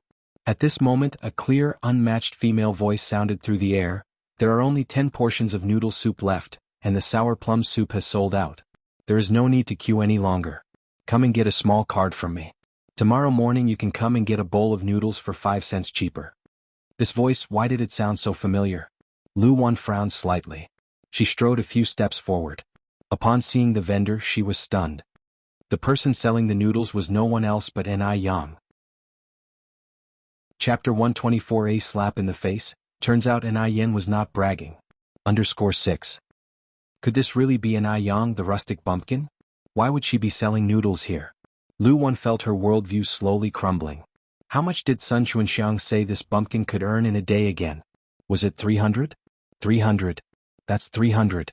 She and Ni Daju worked in the factory, toiling to the point of exhaustion, only to earn 40 yuan a month. Together they made 80 yuan a month. But good old bumpkin and Ni Yang could make 2 months' worth of their wage in a day. Lu Wan was practically green with envy. At the same time, she deeply regretted not taking this country buffoon in initially. Maybe all the money this hayseed was making could have been hers. Just the thought of it made her heart ache. But it wasn't too late to realize this now. After all, she was Ni Yang's aunt, her elder. Ni Yang should hand over the money she earned for safekeeping. What on earth does this rustic who knows nothing want with so much money? She probably doesn't even know how to put it aside, much less guard it. What if she loses it? Lu Wan took a deep breath, walked up to Ni Yang with a smile and affectionately greeted, Yang Yang. Ni Yang handed her last bowl of noodles to a customer, looked up, and saw Lu Wan's ingratiating face. A look of indifference crossed Ni Yang's face. Comrade, do I know you? Caught off guard, Lu Wan chuckled. Yang Yang, look at the way you talk. I'm your aunt, how could you not recognize me after just a few days? Ni Yang had thought Sun Chengxiang was already brazen enough. Turns out, Lu Wan put her to shame. My mom is an orphan who doesn't even know who her parents are. Are you claiming to be an ant who sprouted from a rock? Ni Yang retorted. With a thick skin, Lu Wan smiled. Yang Yang, your aunt knows you're still angry about that day. But your uncle only spoke rashly out of anger. Your mother is his biological sister after all. Without a word, Ni Yang began clearing the stove and the bucket, ignoring Lu Wan. Lu Wan immediately started helping, smiling obsequiously. Yang Yang, this strenuous manual labor isn't suitable for a young girl like you. Let your aunt handle it, go have a rest. Put it down. Ni Yang's voice was composed. What? Lu Wan blinked in surprise, her smile slightly forced. If Ni Yang was not rolling in money, she would not stoop so low as to fawn over her. What a disgusting act. Does she think she's something special? I'm asking you to put it down. Ni Yang repeated. Her tone was calm, but carried an undercurrent that cut deep.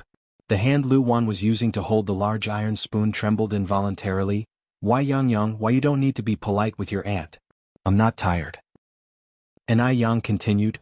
Miss, if you don't put my stuff down, 111 be contacting the police for robbery. There are patrolling officers right over there. Robbery. The word made Lu Wan turn white. It was a critical time with strict law enforcement. As a formal factory worker, even a tiny blemish could get her fired from the factory. Besides, Lu Wan cared a great deal about her reputation. If the police were really summoned here in this great public spectacle, how could she save face? Yang Yang, don't be upset, your aunt will put it down, one will put it down. Lu Wan carefully placed the large iron spoon back into the bucket. Stay away from me. Ni Yang spoke coldly. Lu Wan immediately stepped back. Why Yang Yang, your uncle didn't mean what happened that day, he regrets it very much after you and your mother left. He was so worried that he couldn't sleep or eat well for several days. Your uncle is, after all, an elder. Can you please let it go? Your aunt is willing to apologize on behalf of your uncle. Lu Wan went on in a humble tone, saying many nice words to Ni Yang, but Ni Yang did not respond at all. Yang Yang, we were wrong, really wrong. Please stop being angry. Even if Ni Yang was highly temperamental, she was only a teenage girl after all. Teenage girls were easily influenced, and maybe she could easily call her aunt with a smile after a while, Lu Wan idealistically thought. After clearing up, Ni Yang finally had time to look at the fawning Lu Wan. A mocking smile played on her lips. When one treat you like a human, for the love of God, don't act like a dog. A dog? Was Enai Yang insulting her? Luwan was a bit slow to react. What do you mean? Enai Yang mildly smiled. I'm just asking you to act like a human. Luwan was almost spitting with fury, yet she managed to force a smile. Yang, stop joking around. Enai Yang raised an eyebrow. Oh, so being called a dog now affects your understanding of human speech? Stifling her rage, Lu Juanave drew a deep breath, forcing herself to calm down. For the sake of money she could not lose her temper. She mustn't. Having ignored Lu Wan again, Enai Yang started carrying tables and chairs over to Li Dongliang's store. Lu Wan wanted to follow Enai Yang but she didn't dare. No. She needed a foolproof plan. Perhaps she could start with Enai Tsuehua. That dim-witted creature Enai Tsuehua would be much easier to manipulate than Enai Yang. Yes, that's the way. Thinking about it, Lu Wan seemed to see numerous huge banknotes waving at her. Elated, she turned around to return. As long as she knew Enai Yang was selling noodles here, she wasn't afraid Enai Yang would run off. But for the upcoming matter she needed Enai Daju to take action. After all, he and Enai Tsuehua were biological siblings. After returning, Lu Wan told Enai Daju everything. Upon hearing this, Enai Daju was shocked. Really? You didn't see it wrong? Is that bitch actually that rich now? Could I have seen it wrong? Lu Wan continued, I even talked to her today but her words, her tone. It seems like she may not want to acknowledge us. Enraged, Enai Daju spat. I'm her biological uncle. She dares to disavow us. Lu Wan nodded, so let us go to their house tomorrow. That bitch makes a lot of money now but you're her uncle. Her money should naturally be under your care. Having put on airs in front of Lu Wan for the first time, Enai Daju was quite pleased with himself. Definitely. After all, I'm her uncle. If she doesn't give it to me, who else would she give it to? Hearing his words, Lu Wan narrowed her eyes into a smile, attentively massaging Enai Dazu's arms and legs, serving him well. Enai Daju, who had always been henpecked, was finally able to sit back and reap the rewards. His face was all smiles. Lu Wan continued, I think that bitch must have at least a small 10,000 yuan on her hands by now. You must get it all tomorrow. Our girl Chuanxiang has long wanted new clothes, but they're too expensive in the mall, so one didn't have the heart to buy them. Chapter 125 Tortured to the point where not even dregs remain. _1 Even the cheapest clothes in the mall were over 30 yuan apiece, close to Lu Wan's monthly salary, so how could she afford to buy them? But now it's different, their family has money. They could afford not just one but even 10 items. Early the next morning, Lu Wan woke up Lu Xiangxiang. As the only daughter in the family, Lu Xiangxiang was pampered and loved at home. She responded angrily, Can't you let me sleep in a bit? Are you summoning spirits? Lu Wan laughed, Don't be upset. Get dressed, we are going to your aunt's house. She has an aunt? At this point, Lu Xiangxiang froze, screaming, You woke me up so early and it isn't to go to that rural bumpkin's house, is it? Lu Wan nodded. Mom, you must have a fever. Lu Xiangxiang reached out to touch Lu Wan's forehead. Didn't we already sever ties with that bumpkin? Lu Wan laughed and told her daughter what had happened, instructing, Xiangxiang, when we get to your aunt's house, you must remember to be polite, no more acting disrespectful. Lu Xiangxiang could not believe it. Does that bumpkin Enai Yang really have so much money now? Indeed, Lu Wan nodded, I have seen it with my own eyes. Lu Xiangxiang continued, Mom, does that mean once we have money I can buy lots of beautiful clothes? Yes. Lu Wan added, I'm also planning to buy some furniture for our home, a fridge, an electric fan and such. That's great. Lu Xiangxiang jumped up excitedly, immediately went to her room to change clothes. Lu Xiangxiang quickly changed. She wore a bright red dress which Enai Daju had reluctantly bought for her as a birthday gift last year. It cost 39 yuan. Usually Lu Xiangxiang would not wear it, but it was different now, their family was about to become rich. Besides, she was going to see Enai Yang. Even though that country bumpkin Enai Yang was not educated, she was pretty. Lu Xiangxiang didn't want to lose to Enai Yang. The family of three set off grandly. When they got to the street, Lu Wan said, Daju, why don't we buy some fruit to bring with us? Daju retorted, Buy fruit? Why waste that money? As that girl's uncle, should she not be buying fruit for me? It's already a great favor for me to visit her. Seeing how Enai Tsuehua begged last time, you can tell she sincerely cares for her brother. After all, a woman leading 2 children around needs a man, right? Without a doubt, once Enai Tsuehua sees him, she would cry tears of joy. She might even kneel before him. Thinking of this, Anai Daju felt even more proud. Lu Xiangxiang agreed, Dad is right. Why should we buy fruit for her? Are we buttering her up? The family of 3 boarded the tram. Lu Wan had already started planning for the future. Daju, this trip is not just about making Anai Tsuehua cough up the money, but also about having that brat Anai Yang take Xiangxiang under her wing when she does business. Upon hearing this, Lu Xiangxiang immediately objected, I don't want to do dirty and tiring work with that bumpkin. It's tiring, not to mention embarrassing. Lu Wan laughed, don't worry Xiangxiang, Mom's not asking you to work. You just need to handle the money behind that brat. That brat hasn't even finished junior high, can she manage money? She makes 300 yuan a day and you just have to hand over 200 yuan to your dad and me, and save the remaining 100 yuan for yourself to spend however you want. Upon hearing this, Lu Xiangxiang's eyes lit up, and she nodded in immediate agreement. Okay Mom, I will listen to you. That's 300 yuan. My God. She had never seen that much money before. With money she could buy not only clothes but also perfume, snowflake cream. She wants to completely surpass that country bumpkin Anai Yang. Since they did not know Anai Kuihua's exact location, it took the family of 3 all the morning to find Jinghua village. Bang bang bang. Anai Yang was washing vegetables in the courtyard when she heard the knocking on the door. Anai Tsuehua ran to answer it. As soon as she opened the door, Anai Tsuehua was stunned. Standing at the door were Anai Daju and his family.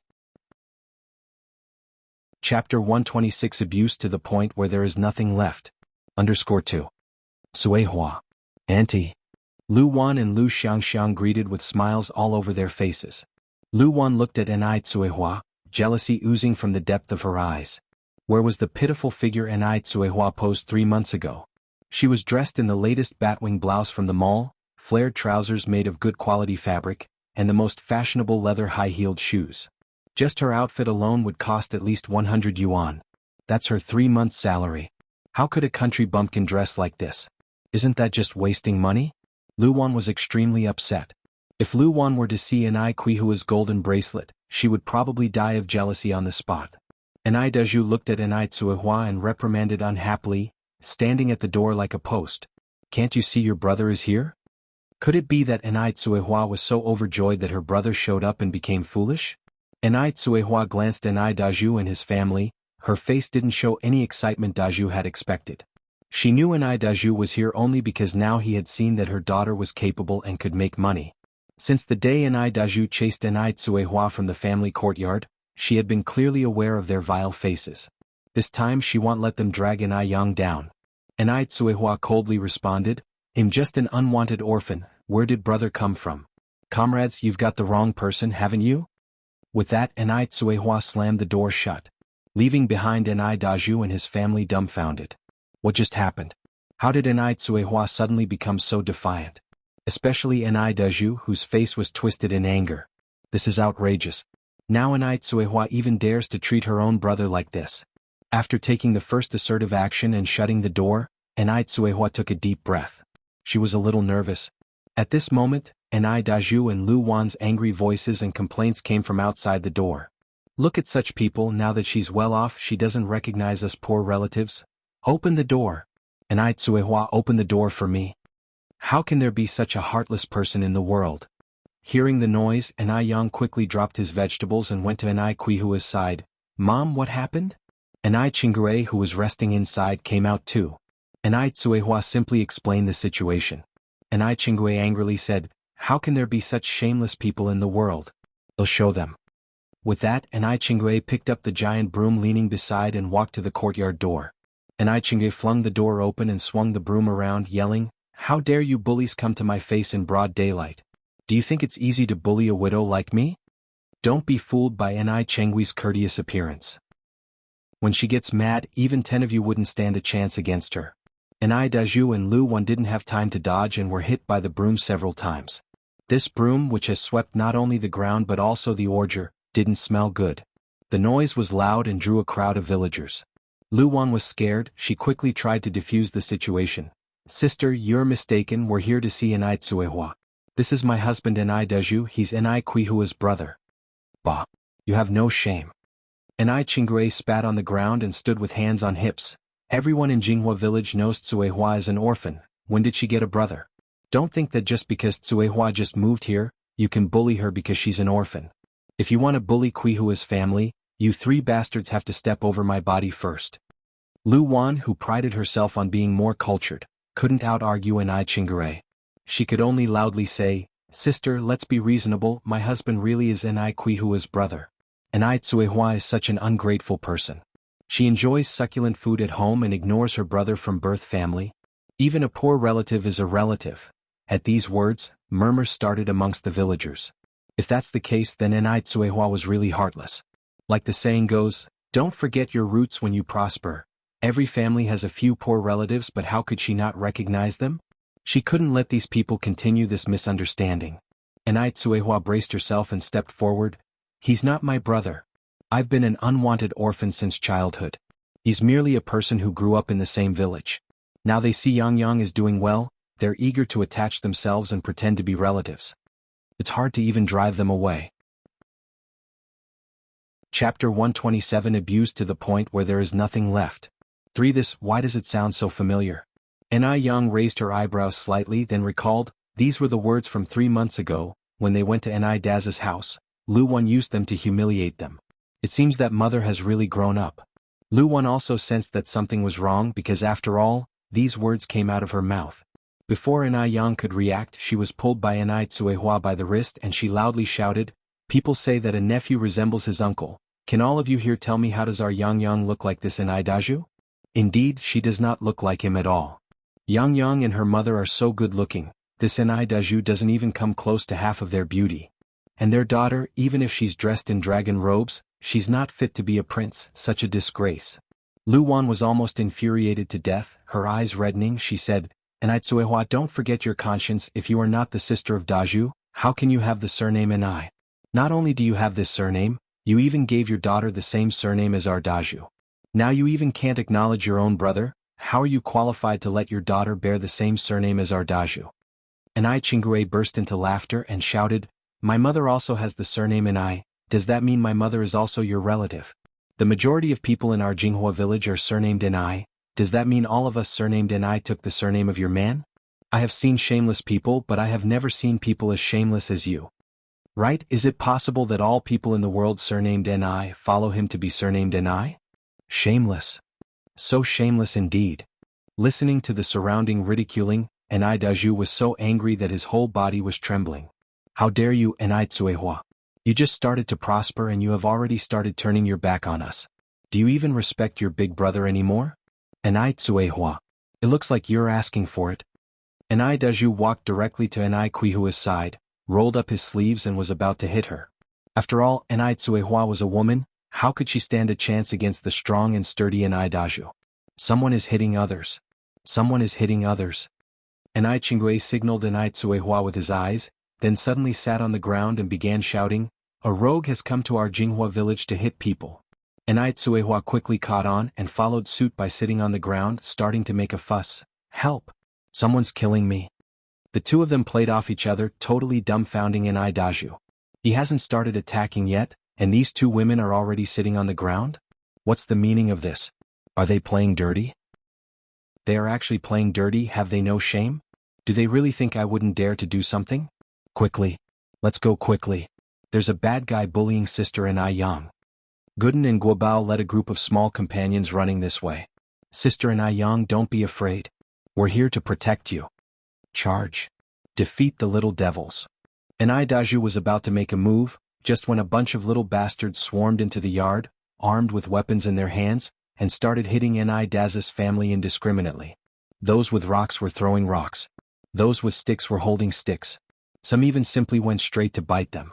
Things happened so quickly, the scene was chaotic for a moment. Even if Enai Daz's family has the strength, they can't tackle so many of these little bastards. Enai Daju was beaten up with a bruised nose and swollen face. His eyes could not even be opened. Lu Wan was also beaten up and in a complete mess. Even Lu Xiangxiang was heavily beaten, and her carefully braided long hair was filled with cockleburr. "Kill you? Kill you bad guys. Let you bully Sister Enai Yang." Yang Guobao and Gooden directly climbed onto Enai Daju. "Kill the little devils." A bunch of adults stood aside, none of them seemed to want to stop them. Gooden's grandmother even stood on the side and cheered Gooden on. Enai Yang has been in Jinghua village for so long, and has helped many of us. A month ago she got hives and couldn't sleep at night due to the itching. Enai Yang cured it with a prescription of herbal medicine and did not even charge a penny. Enai Tsuehua is also a very honest and down-to-earth person. Both of them are good people, they can't be bullied by a group of shameless people. Looking at the scene before her, Enai Yang's nose suddenly turned sour, and she almost cried. Mu Jinbao, Old Lady Mu and Enai Daza's family showed her the ugliest side of human nature, while the villagers and children of Jinghua village showed her the kindest side of human nature. Just like this world, there is night and there is also day. Seeing the situation turn against him, Enai Daju quickly took his wife and child and fled in disgrace. Chapter 128 Abused to the point where not even dregs are left. _4. But these little rascals had no intention of letting them go easily, continuing to chase after them with rocks in their hands. Yang Guobao, like a little military strategist, walked up to Gooden. Gooden, it's not wise to chase a desperate enemy. One Gooden, holding the last stone in his hand, aimed at Enai Daza's head, and threw it while yelling, "Bastard! If you dare to bully Sister Enai Yang again, it'll make your head bloom." Enai Daza's head instantly swelled up with a lump. It was thanks to everyone today that Enai Daju and his gang had to sneak away with their tails between their legs. Enai Yang, not an ungrateful person, immediately pulled Enai Tsuehua to express her gratitude. "No need to thank us, you and your daughter are now part of Jinghua village. We actually didn't do much. It was mainly thanks to the children." Upon hearing this, Gooden, Guobao and the other children felt shy. Protecting Sister Enai Yang is our responsibility. We are all Sister Enai Yang's little protectors. Right? We are all little protectors. Slowly people dispersed and the children ran off. Enai Yang watched everyone's retreating figures, her eyes full of determination. She is the kind to return even a small favor with great kindness. She would definitely find a way to repay everyone for today's events. One shouldn't be ungrateful in life. Enai Yang turned to Enai Chingay, "And Enai, thank you for today." "Alt. There's no need for thanks." Enai Chingue continued, Yang and Enai scared you just now, didn't she?" Thinking of her own shrewish behavior earlier, Enai Chingue felt somewhat embarrassed. Enai Chingue used to be truly gentle in fact. Ever since her husband's car accident, she had changed. As the saying goes, a widow's doorstep is much trodden. Without a gritty personality, she couldn't have protected herself. "No, Aunt Enai, you were very brave." Today's Enai Chingue really impressed Enai Yang. Because sometimes to deal with evil people you should be like Enai Chingue, fight evil with evil. "Mom, you were great today too." Enai Yang turned and looked at Enai Tsuehua. Enai Tsuehua shyly replied, "Really? Yang? Emamichum." Enai Yang nodded. Enai Tsuehua continued, "Don't worry, Yang. You'll keep being strong so you don't have to worry." The three members of the Enai Daju family who came to Jinghua village not only didn't benefit but ended up feeling bitter for having been beaten. Unfortunately, they had no leg to stand on. Although Enai Daju is Enai Quihua's brother, they do not have a blood relationship, and Enai Quihua's household registration has also been transferred out. Their relationship was not legally recognized at all. Moreover, they brought this beating upon themselves. Both Enai Daju and Lu Wan were fine with just some minor scrapes. Applying some medicine and resting for a few days would do the trick. But Lu Xiangxiang was a different story. Her long hair was full of burdock, and couldn't be removed no matter how hard she tried. Lacking any alternatives, they could only cut her hair short. Lu Xiangxiang had spent 4 whole years growing her beautiful long hair. Losing it in this way would definitely look awful. The crying Lu Xiangxiang was on the verge of fainting as she pounded and slapped Enai Daju and Lu Wan. "I don't want to cut my hair. One don't want to cut my hair.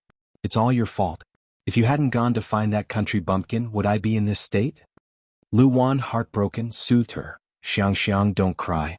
Mom will buy you a beautiful hat. As long as your nourishment is in order, your hair will grow back soon." "I don't want," Enai Daju interjected. "Xiangxiang, don't worry.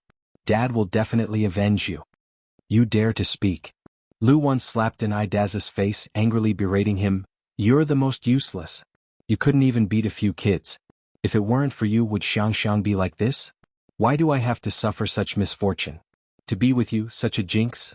Enai Daju, adding insult to his injuries, took a long while to respond. "Wan, listen to me, I really have a way to take down that bitch Enai Yang this time and make her beg us." Lu Wan frowned slightly. "Go on." Enai Daju then whispered a few words into Lu Wan's ear. Lu Wan nodded, finally smiling again. "All right, I'll go find Sister Chuanxiang tomorrow. The next day, Lu Wan went to the morning market early. Chapter 129 Tortured to the point where not even dregs remain. _5. To avoid the sight of Ni Yang, which gave her an uncomfortable lump in her chest, Lu Wan purposely took a detour to Sun Chengxiang's place. She took out 30 cents. Sister Chuanxiang, I'll have a bowl of noodles, please? While picking up the coins from the table, Sun Chuanxiang feigned reluctance. Xiaolu, we are like real sisters. How can one possibly take money from you? As her words fell, she suddenly looked surprised. Xiaolu, what happened to your face? Did you have a fight with your husband Daju? Lu Wan managed to squeeze a small smile. It's nothing, just hit my face on the door. Oh. Sun Chuanxiang nodded knowingly, her expression filled with implications. Was Lu Wan trying to fool a fool? Could hitting her face make it look like that? She must have certainly behaved outrageously, and that's why Ni Daju punched her. Sun Chuanxiang went to make a bowl of noodles for Lu Wan. While eating, Lu Wan asked, Sister Chuanxiang, which organization did you rent this stall from? Sun Chuanxiang chuckled. Why? Xiaolu, are you thinking of starting a business? Lu Wan responded, I don't have the talent for business. I am just asking for my sister-in-law whose younger sibling doesn't have a job, and she wants to give it a try. Oh. Sun Chuanxiang nodded and told Lu Wan the place where she rented her stall. Immediately after finishing her noodles, Lu Wan rushed to the lease office. When she met the person in charge, she said, Hello, I would like to rent a stall for my business. The woman in charge, a middle-aged lady, replied, I'm sorry, comrade, all our stalls have already been rented out. We have no vacancies. No vacancies left. This is great. Lu Wan then took out a stack of money and eagerly said, One would like to rent the one Ni Yang has at 3 times the price. She was going to make it impossible for Ni Yang to run her business. Ni Yang would come begging to her. 10 times the price? The woman pondered for a moment and checked the lease contract. She saw Ni Yang's contract was about to expire in 2 days, so she said, That stall is currently 25 yuan per month. If you are willing to pay triple the price, it will be 75 yuan per month. And we require a deposit equal to 3 months' rent. So, you need to pay in advance of 300 yuan. What's 300 yuan? Ni Yang could earn that in 1 day. Once they rented that stall, Ni Yang would have to pay not just 300 yuan, but even 3,000 yuan if needed. Upon hearing that, Lu Wan was overjoyed. So, you mean you would rent it out to me? The woman continued, One can rent it out but only from the beginning of next month. This month's contract hadn't expired yet. Lu Wan laughed and said, That's fine, let's sign the contract now. Let Ni Yang enjoy herself for only 2 more days as it was almost next month anyway. Lu Wan handed over all her savings, 300 yuan, to cover the fee for renting the stall. On the way home, Lu Wan felt like she was walking on air. She could already picture all the money waving at her. The instant she arrived home, her husband Ni Daju anxiously asked, How did it go? Did you get it done? Done. It's done. Lu Wan nodded eagerly. Lu Xiangxiang walked over and asked, Mom, Dad, can you avenge me now? Yes. Lu Xiangxiang went on, Then I will cut Ni Yang's hair off completely. I want her to kneel and apologize to me. Every time she thought of her beautiful long hair, Lu Xiangxiang wished she could bite Ni Yang to death. Lu Wan laughed, Just wait, in 2 days Ni Yang will be begging us. Then we will show her how it feels. The money had been paid, the contract had been signed, and now the stall was theirs. If Ni Yang wanted to do business, she had to beg them. Lu Xiangxiang asked next, Can I still go there to collect money? Yes, of course. Lu Wan boasted, All the money that wicked girl makes will be yours. While Ni Daz's family was dreaming of getting rich, Ni Yang went to the tram station after closing her stall for the day. At the station, Ni Tsuehua was already there with her child, waiting expectantly. Yang, over here. Ni Yang parked her bicycle beside Ni Tsuehua. Mom, get on. I'm taking you to see our shop. Okay. Ni Tsuehua got on, holding her child, with a smile that never left her face. This was probably the most joyful day Ni Tsuehua had had in a long time. Chapter 130 Abused to the point where not even dregs are left. _6. Unlike her first time in the streets, Ni Quihua's mental state had undergone significant changes. Her transformation involved not just her clothes, but also her manners and deportitude. If not told otherwise, no one would have guessed that just over 3 months ago, she was an illiterate rural woman. The location where Ni Yang bought her shop was excellent, located in a bustling urban area, surrounded by schools, libraries, and a community. For a moment, Anai Yang seemed to glimpse through the present and into the future's prosperity. Although her current shop only cost her 25,100 yuan, in 2 to 3 years, its price would definitely shoot up by 10, 100, 1,000, or even 10,000 times more. Therefore, she had to take advantage of the present, when housing prices have yet to rise, and buy several more properties to keep. If one day she doesn't want to do business anymore, she can just sit at home and collect rent. By then, she'd probably tire out from collecting all the rent. Anai Yang took out the key and opened the door to the shop. Inside the shop was bare without any decorations. It was over 50 square meters, excluding the kitchen and bathroom. Anai Yang roughly calculated and noted that if she put normal two-person tables inside, she could fit at least 20. Anai Tsuehua, holding her child, stood in the middle of the shop and incredulously said, Yang, is this shop really ours now? The echo of her voice bounced around the empty shop. Anai Yang nodded, of course it's ours. Look, this is the property deed. Anai Tsuehua took the deed, her excited eyes reddening. She was not dreaming. She really wasn't dreaming.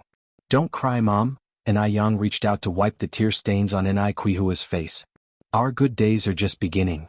Anai Yang's career was also just starting. The bright future was still ahead. Anai Tsuehua nodded. To celebrate the purchase of the shop, Anai Yang took Anai Tsuehua to the vegetable market to buy more ingredients for a delicious dinner. The Mediterranean vendor who sold beef and lamb already recognized Anai Yang. Xiaoni, what would you like today? Anai Yang smiled and said, the usual. All right then. The Mediterranean vendor quickly weighed the meat then asked, Xiaoni, is this woman your mother? Yes. Anai Yang nodded. The Mediterranean vendor was inwardly amazed. No wonder Anai Yang was so beautiful, her mother wasn't an ordinary person. From her clothes and demeanor, she was definitely from a well-educated background. As it was now autumn, Anai Yang decided to take Anai Tsuehua to the mall after leaving the vegetable market, planning to buy some clothes for autumn and winter. Unlike their first trip, because both mother and daughter were now impeccably dressed, the salespeople were much more enthusiastic and flocked around them. Again, this made Anai Tsuehua realize the importance of money and status. Yang, hold your sister for a moment. I need to use the restroom. Anai Tsuehua handed the child to Anai Yang. Anai Yang smiled and said, Mom, let me accompany you. Anai Tsuehua declined, no need, I'm not a child. I can go on my own. She was no longer the timid, illiterate and weak Anai Tsuehua from before. Knowing that her mother's transformation over this period of time was quite apparent, Anai Yang wasn't worried. Then go ahead, I'll wait for you here. Cough, cough, cough. Just as she came out of the restroom, Anai Tsuehua heard a severe coughing sound. Anai Tsuehua looked to the side and saw an elderly woman crouched by a trash can, coughing painfully. The old woman was coughing so hard her eyes turned red, her face pale, looking like she could faint at any moment. Madam, are you all right? Anai Tsuehua, who had never experienced maternal love as a child, couldn't bear to see the elderly woman alone and in distress, so she asked. Between coughs, the old woman said, I'm fine. She didn't know what was wrong. Despite taking medication, her coughing had only worsened recently. Anai Tsuehua helped the old woman up. Let me help you sit over there for a bit? Thank you, young lady. As the elderly woman turned to look at Anai Tsuehua, her pupils constricted. Her grip on Anai Kuihua's hand unconsciously tightened significantly. Was she seeing things? Child, suppressing her cough, the old woman asked with a trembling voice, where are you from? Anai Tsuehua smiled and said, my family is from Yinjing City. Yinjing. Yinjing and Guangguan are thousands of kilometers apart. Chapter 131 Abused to the point where not even dregs are left. _J She was mistaken, she made another mistake. A hint of disappointment gleamed in the old lattice eyes. She asked, are there any people left in your mother's family? Anai Tsuehua responded, my parents died early. I don't have much family left now. Anai Tsuehua didn't even know this old lady.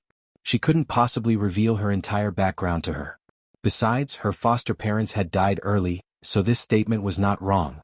What a pitiful child. The old lady gently patted Anai Kuihua's hand. Just then, a mother and a daughter raced over from the distance. Mom. Grandma. It wasn't any other people, it was truly Zheng Lingling and Zheng Xianjing, mother and daughter. Seeing that the old lattice family had arrived, Anai Tsuehua quietly excused herself.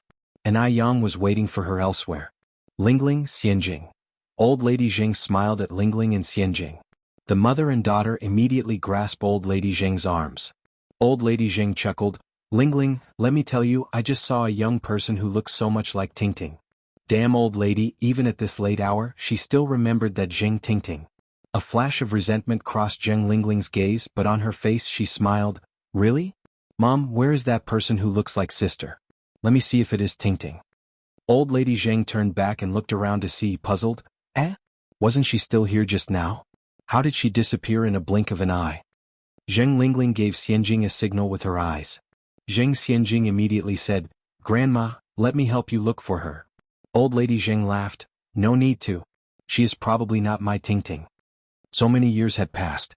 After experiencing countless dashes of hope followed by despair, old lady Zheng had grown numb. Seeing old lady Zheng's emotion, Zheng Lingling immediately switched the topic. Mom, is your cough getting any better? Should we head back home early?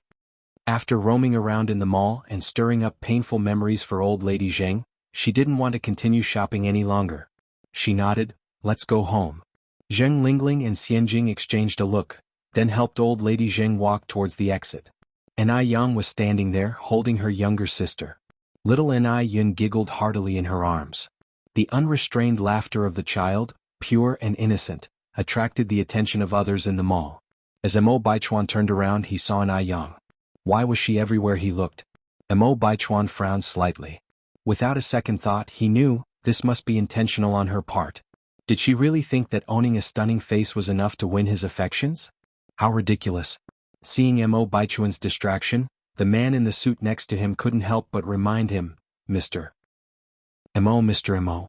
Only then did Mo Baichuan come back to his senses. He gave a light cough to mask his embarrassment. Where were we at in our conversation? Let's continue. The man in the suit continued his chatter. They continued talking and walking. Mo Baichuan tried his best to move towards Enai Yang, because he was eager for Enai Yang to approach him. Wasn't Enai Yang's purpose of this trip to initiate a conversation with him? But Enai Yang completely ignored him as if he was invisible and continued to play with her little sister in her arms. What was going on? Could it be that she didn't notice him? Mo Baichuan unconsciously raised the volume of his voice. Finally, Enai Yang turned her gaze towards him. Those eyes, like the stars in the sky, and a faint smile on her lips. She indeed had a face that could entrance one's heart. Mo Baichuan's heart started throbbing uncontrollably for several beats. And not only did Enai Yang cast a glance towards him this time, but she also walked towards him with the child in her arms. He knew it must be that Enai Yang was coming for him. So calculating. As Enai Yang's distance from him grew shorter, Mo Baichuan's heartbeat began to quicken. He's been mentally preparing himself to reject Enai Yang and extinguish her hopes once and for all. But then, the very next second, just as Mo Baichuan was about to reject her, Enai Yang's gaze skipped right over him and she headed past him. Enai Yang left. Enai Yang actually completely ignored him and walked away. Although Mo Baichuan was unwilling to believe the scene before his eyes, Enai Yang truly did not spare him an extra look, didn't even bestow a glance from the corner of her eye. Mom, let's check that area out. I see some clothes over there that would suit you nicely. Enai Yang walked up to Enai Tsuehua, holding her little sister. Enai Tsuehua smiled and nodded, okay. The mother and daughter, chatting gaily, detoured towards the other side. Mo Baichuan was so angry he almost exploded. Why didn't Enai Yang approach him? Could it be she did not come for him after all? What exactly was going on here? In fact, Enai Yang didn't see Mo Baichuan at all. Because she never wasted her time on insignificant individuals. The man in the suit looked in the direction that Mo Baichuan had been staring at. Mr. Mo, do you know them? I don't know them. Mo Baichuan grumbled 3 words, feeling as uncomfortable as if he had swallowed a fly. His mind was filled with questions about why Enai Yang didn't approach him. Was it a new tactic or something? Enai Yang led Enai Tsuehua to the other side of the scene, finally bought the clothes and shoes they desired. It was a fruitful journey. It was already past 4 in the afternoon when they got home. As soon as Enai Yang sat down on the chair, she saw Yang Guobao, his cousins and Gooden had arrived. Guobao, Gooden, Xiaoqin, Yuanji. Enai Yang immediately began distributing the snacks she bought from the street market. There were the big white rabbit milk candies and bear cookies. Enai Yang had never been stingy when it came to these children. Thank you, Sister Enai Yang. The 4 of them thanked politely. Enai Yang smiled, there's no need to act so ceremonious with your sister. Guobao munching joyfully, by the way, Sister Enai Yang, I have something I want to tell you. And Yang nodded. Go on. Gobeo's spirits suddenly dropped. Sister and Yang, my mom wants to bring me home tomorrow. Chapter 132 Winning Hearts. Guobao returns home _1 Yes. Yang Guobao is going home. After 3 months of treatment and recuperation, he is completely cured. And Yang gently touched Yang Guobao's head with a smile. 3 months have passed. It's time to go home and see your grandparents and father. Yang Guobao hugged Yang, choking up. Hu, W. Sister and Yang, I'm gonna miss you, silly Guobao. And Yang laughed. We will see each other again, we will have many chances to meet in the future. Gooden scorned. Guobao, are you a man or not? Like us men of the Go generation, we don't cry. Guobao. The Go generation? When did Yang Guobao become Guobao of the Go generation? I wonder if these kids will acknowledge these nicknames when they grow up. And Yang couldn't help but laugh. Yang Guobao immediately straightened up, wiping the tears from his face. Yes. We men of the Go generation don't cry. And Yang nodded. Yes, that's more like a little man. Gooden immediately objected. Sister and Yang is wrong. We are clearly grown men. Yang Guobao, still with tears on his face, echoed. We are grown men. They are all grown men who can protect Sister and Yang. After comforting him for a while, Yang Guobao finally began to smile. And Yang, remembering the food she had bought today, continued, You four go and call over all the other kids. Tonight we'll have dinner at Sister and Yang's place as a farewell meal for Guobao. Yeah. Gooden jumped up excitedly. Then let's go call everyone else now. And Yang nodded. Go ahead. Yang Guobao, Gooden, Wang Xiaoqin and Wang Yuanji ran off in a flash. Upon hearing that guests were coming for dinner, Cuihua immediately came over to ask Yang what they would be eating tonight, so she could start washing the vegetables. Yang thought for a moment and then said, Tonight we're having hot pot. Mom, wash some more meat and a bit extra fish and shrimp. I'm going to visit Aunt Jo's place. They'll start cooking when I come back. All right, Cuihua nodded. You better go quickly. After taking some money from her room, Yang started walking towards Zhou Qingshang's residence. Along the way, villagers kept greeting Yang, liking and disliking her mutual feelings. Wang Jinfeng, a woman who begrudges others their success, greeted Yang with a smiling face. But as soon as Yang turned her back, Wang started spewing sarcasm. This little girl doesn't learn good habits at such a young age and does all kinds of shameless things. Dressed so extravagantly, I wonder who she's going to seduce now. Mom? Peng Hu rushed in from another direction, looked at Wang Jinfeng angrily. You're not allowed to talk about Sister and Yang like that. Wang Jinfeng looked down at Peng Hu and said menacingly, You little brat, know your place. Mind your own business. Peng Hu sat on the ground, crying and making a fuss. Sister and Yang is not like that. Sister and Yang isn't. Peng Hu is the only male heir in 3 generations of the Ni family. Wang Jinfeng gave birth to 3 daughters before she finally had this precious son. Seeing Peng Hu sitting on the ground and crying, she was heartbroken. Oh, my precious baby. Get up, no more crying. I won't get up. Peng Hu sobbed. Sister and Yang is not like that. What Wang Jinfeng saw made her grimace, but seeing her son like this, she just indulged him. Sure. Your sister and Yang is not like that. Mom was just joking. Peng Hu's crying gradually subsided. He looked at Wang Jinfeng and said, Mom, promise me that you will never badmouth Sister and Yang again. Wang Jinfeng continued, Mom promises not to speak ill of your sister and Yang again. Although she said that, Wang Jinfeng was still dubious about Yang. A young girl who was dressed in rags when she first moved to Jinghua village, is now all of a sudden dressed so well. Very suspicious indeed. Wang Jinfeng absolutely did not believe that Yang wasn't engaged in some sort of shady business. Otherwise, where did all the money come from so quickly? Mom swear, Peng Hu sobbed, if you talk bad about Sister and Yang again when I have a son, he won't have a butthole. People in this era are superstitious. Wang Jinfeng was scared silly when she heard this, immediately saying, Spit. There's no harm in a child's words. Nobody curses themselves like that. Chapter 133 Winning Hearts, Guobao returns home _2. Peng Hu said earnestly, words from the mouth of babes must not be taken lightly. Mom, hurry up and swear, otherwise, my future offspring will come into the world without an anus. Though Peng Hu was only 8 years old, he was shrewd. He knew that Wang Jinfeng had a soft spot for him. If he was to stake his future children on this bet, Surely she wouldn't ever sling mud at Ni Yang again. Wang Jinfeng was almost done in by her son's buffoonery. Being the clever woman she was, how could she have ended up with such a simple-minded son? With no other options, Wang Jinfeng begrudgingly made the oath. Only then did Peng Hu break out into an elated smile. Mom, the teacher says those who can acknowledge and correct their wrongs are good children. Wang Jinfeng. Just then Guden and Yang Guobao led a group of children running over calling, Peng Hu, Peng Hu. Peng Hu instantly waved his hands and ran over, coming, coming. After a quick huddle, Peng Hu yelled out to Wang Jinfeng, Mom, I won't be home for dinner tonight. Wang Jinfeng called out, if you're not coming home, where will you eat? Peng Hu replied, Sister Ni Yang is treating us tonight. Sister Ni Yang treating them? Was Ni Yang treating these children to a dirt buffet? Although that's what Wang Jinfeng thought, she didn't voice it. She just replied, be sure to come home early. Got it? By the time Wang Jinfeng looked up again, Peng Hu and the others had already disappeared in the distance. Hoisting the hoe onto her shoulder, Wang Jinfeng headed home. Ni Yang arrived at Zhou Qingshang's house. Madame Wang, Ni Yang knocked on the door and raised her voice, is anyone home? Recognizing the voice, Zhou Qingshang immediately ran out from the kitchen. It's Yang Yang, come in and have a seat.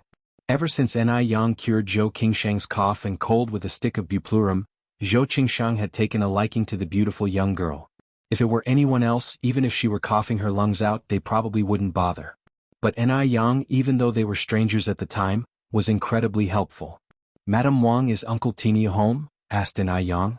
Zhou Qingshang's husband, Wang Tiniu, lived up to his name, being as sturdy as an ox. He learned to be a bricklayer in his younger years.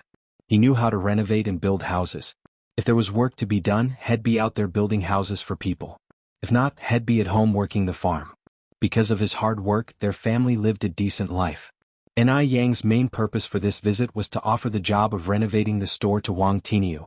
Originally, Ni Yang could have handed the task over to a construction team in town, but she wanted to take this opportunity to show her gratitude to the villagers. Zhou Qingshang replied, your Uncle Tiniu is outside, I'll call him for you.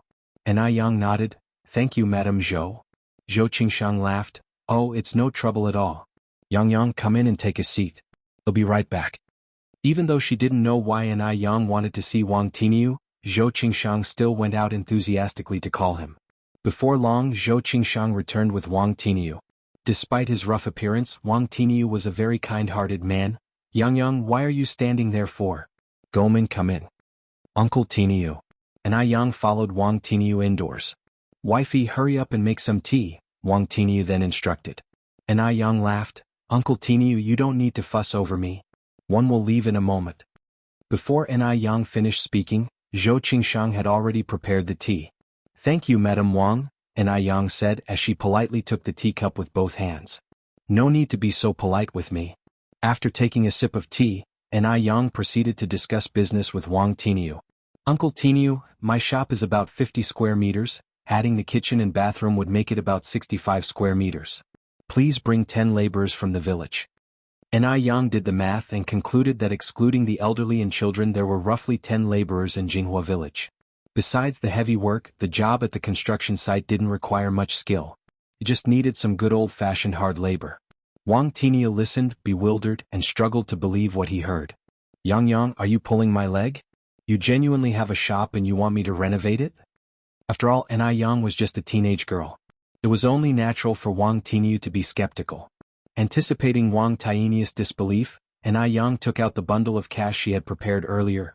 Uncle Tiniu, I'll pay you in advance. It's 3 yuan per day for skilled workers and 2 yuan per day for laborers. Chapter 133 Winning Hearts, Guobao returns home _3. 3 yuan for skilled labor? 2 yuan for unskilled labor? Wang Tiniu's eyes widened in surprise. The average worker's salary was only 40 yuan a month at this point in time. Normally when he built houses for others, he only charged 1 yuan per day for skilled labor and 85 cents for unskilled labor. At Ni Yang's it was several times more. Of course, Wang Tiniu was not the type to take advantage of others. Moreover, as Ni Yang was just a young girl, he certainly couldn't take advantage of her. Yang, you don't need to pay this much. Just give the market rate. 1 yuan for skilled labor and 85 cents for unskilled labor, he said. Ni Yang smiled and said, No changes needed, but Uncle Tinu, I have a request. Go on. And Yang continued, I hope all the renovation work can be done within a month. Wang Tinu assured, don't worry about it, there are so many of us. In fact, we can even get it done in half a month. It was only a 50 square meter shop, and there were 12 workers in total. As the saying goes, many hands make light work. Wang Taizhu was not boasting. So Yang's request wasn't really a burden. There's no need to rush, Yang continued, as long as it's completed within a month. I plan to open for business on the 2nd of next month. Wang Tinu nodded, all right, don't worry. Yang added, Uncle Tinu, do you know who in our village is the best at cooking? As a manly man, Wang Tinu had no idea. Zhou Qingshang laughed and said, I know. Aunt Wang Jinfeng makes amazing meals. Despite her differences with Aunt Jinfeng, Zhou Qingshang spoke the truth. Aunt Jinfeng indeed was a great cook. Yang nodded and then said, let's get Aunt Jinfeng too. Have her cook lunch at the construction site, and she will get the wages of an unskilled worker. Wang Tinu felt a bit uncomfortable. Yang, your wages are already high enough, there's no need to provide lunch. Yang laughed and said, Uncle Tinu, you're all working hard and I can't let you go hungry. That's settled then. I'm putting my trust on you, Uncle Tinu. Once you've made arrangements, meet me at the tram station in the city around noon tomorrow or the day after. I'll take you to the shop. Now I'll be going. Zhou Qingshang and Wang Taizhu hurried to see Yang off. Having seen off Yang, Wang Taizhu returned to his house, still in a daze. He asked Zhou Qingshang, wife pinch me. Am I dreaming? Zhou Qingshang laughed and said, look at how delighted you are, you're not dreaming. Wang Tinu sighed, Yang is the god of wealth in our village. Zhou Qingshang echoed, I knew early on that Yang would amount to something. Wang Tinu counted the money Yang left on the table. It totaled 930 yuan. 180 yuan for 2 skilled laborers. 600 yuan for 10 unskilled laborers. And 60 yuan for a cook. It must be said, Yang had made some really sound and trusting arrangements. Since Yang trusted him so much, he must live up to her trust. Wang Tinu extracted his 90 yuan and handed it to Zhou Qingshang. You keep this. I'm off to find the others. Zhou Qingshang accepted the money, still somewhat dazed. In the past, Wang Tinu had to labor for 3 months to earn just 90 yuan. Worst of all, finding consistent work for 3 consecutive months was not guaranteed. The most head ever brought back seemed to be just over 40 yuan. All of these changes stirred deep feelings of gratitude in Zhou Qingshang. With the money in hand, Wang Tinu went door to door. After explaining the situation, the villagers were overjoyed and grinning ear to ear as they received the money. Given that it was the idle farming period, a sudden opportunity to work, especially with an immediate payment that was multitudes higher than the market rates, had them naturally elated. 60 yuan. A season of hard farming couldn't earn them that much. Yang really was their village's lucky star. The last stop was Wang Jinfeng's house. When he arrived, Wang Jinfeng was feeding the chickens. Her husband Futsai, who couldn't do heavy work due to an early injury, was cooking in the kitchen. Seeing Wang Tinu, Wang Jinfeng warmly asked, Brother Tinu, what brings you here? Chapter 134 Winning Hearts, Guobao returns home _4. Despite Wang Jinfeng's usually picky and stingy demeanor, she remained quite warm when dealing with acquaintances. Besides, she and Wang Tinu were relatives. Wang Tinu explained the situation with a smile. Shocked, Wang Jinfeng asked, Brother Tinu, are you joking or being serious? Don't tease me. As Futsai was in poor health, Wang Jinfeng was having a hard time making ends meet. So, the news of getting 60 yuan got her extremely excited. With that 60 yuan, their family could feast for the coming new year. However, she had spoken badly of Yang behind her back. Would Yang really ask her for help? She found it somewhat hard to believe. Wang Tinu smiled and said, Would I lie? Do you think I've nothing better to do? Here is your wage. If you're free, join us in the city tomorrow at noon. Great. I'll be there. Wang Jinfeng graciously took the money and thanked Tinu profusely. Wang Tinu continued, You don't need to thank me. If anyone, thank Yang. Wang Jinfeng laughed, her eyes nearly disappearing from her joyous face. Right, I should thank Yang. She had acted foolishly by misunderstanding Yang. Lucky for her, Yang was forgiving and didn't hold her past actions against her. Right now, apart from being grateful, Wang Jinfeng deeply appreciated Yang. Thinking about the harsh words she had spoken about Enai Yang before, she really regretted it. Teach her to talk behind others' backs. Teach her to be mean to others. If anyone dared to badmouth Enai Yang in the future, Wang Jinfeng swore she'd give them a slap.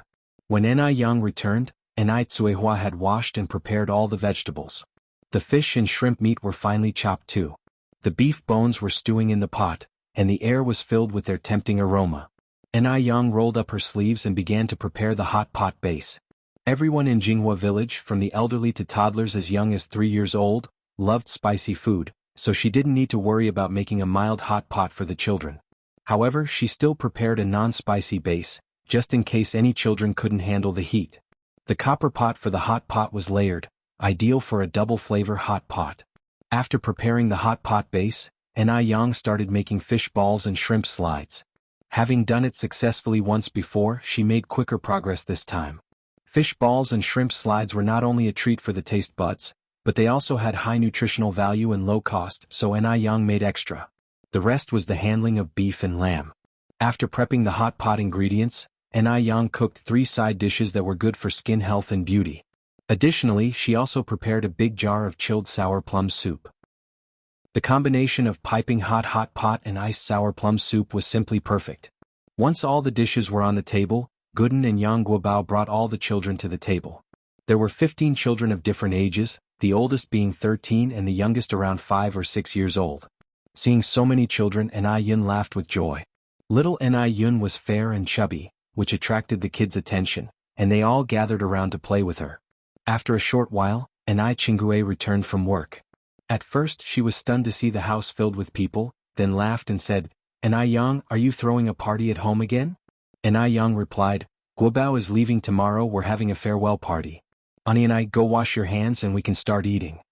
Enai Chingue immediately went to wash her hands. The children were well behaved and took their seats around the table.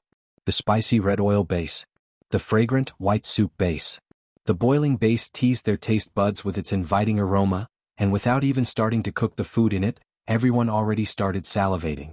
Enai Chingue walked in from the outside after washing her hands and said with a smile, "Enjoy your meal, don't wait for me." Enai Yang distributed small plates of oil-dipping sauce to each child and said, "Make yourselves at home. Here at Sister Enai Yang's, you can eat as much as you like." Everyone immediately dug in. Soon after, the air was filled with delightful exclamations. "This is delicious. Sister Enai Yang is so talented." Pang, who took a bite of the shrimp slide, turned to Enai Yang and said unclearly, "Sister Enai Yang, you're awesome. Your cooking is way better than my mom's." It's even better than my mom's cooking. Chapter 135 Winning Hearts, Guobao returns home _5. The boiling hot red chili oil in the pot accentuated the satisfied faces of the children. Observing this was enough for Enai Yang to feel satisfied, even if she herself didn't eat anything. Enai Yang prepared many dishes that day, all of which were devoured completely. An hour later, the children all lied in their chairs, their bellies round and full, unwilling to move an inch. They had absolutely relished their meal. Even during the new year, they had never enjoyed a meal this much. Enai Yang prepared some lotus leaf cold tea for everyone to share. Sometimes, when children eat too much, it easily leads to indigestion. Lotus leaf tea has the effect of clearing heat, removing dampness, dispersing blood stasis and improving digestion. After dinner, it was past 6 in the evening, and it wasn't completely dark yet. After thanking Enai Yang, children took advantage of the remaining daylight and headed home. As soon as Pang Hu arrived home, Wang Jinfeng picked him up. "Son, what delicious food did Sister Enai Yang cook for you tonight?" Pang Hu was slightly taken aback. Since when was his mother so courteous to Sister Enai Yang? Could it be that his threat in the afternoon had worked? After all, she didn't want her grandson to be born without an anus. Yes, that must be it. Pang Hu laughed and said, "Sister Enai Yang made hot pot tonight. I ate so much meat. Mom, look how full my belly is." As he said this, he lifted his shirt to show his belly to Wang Jinfeng. So, they were having hot pot. No wonder it smelled so good.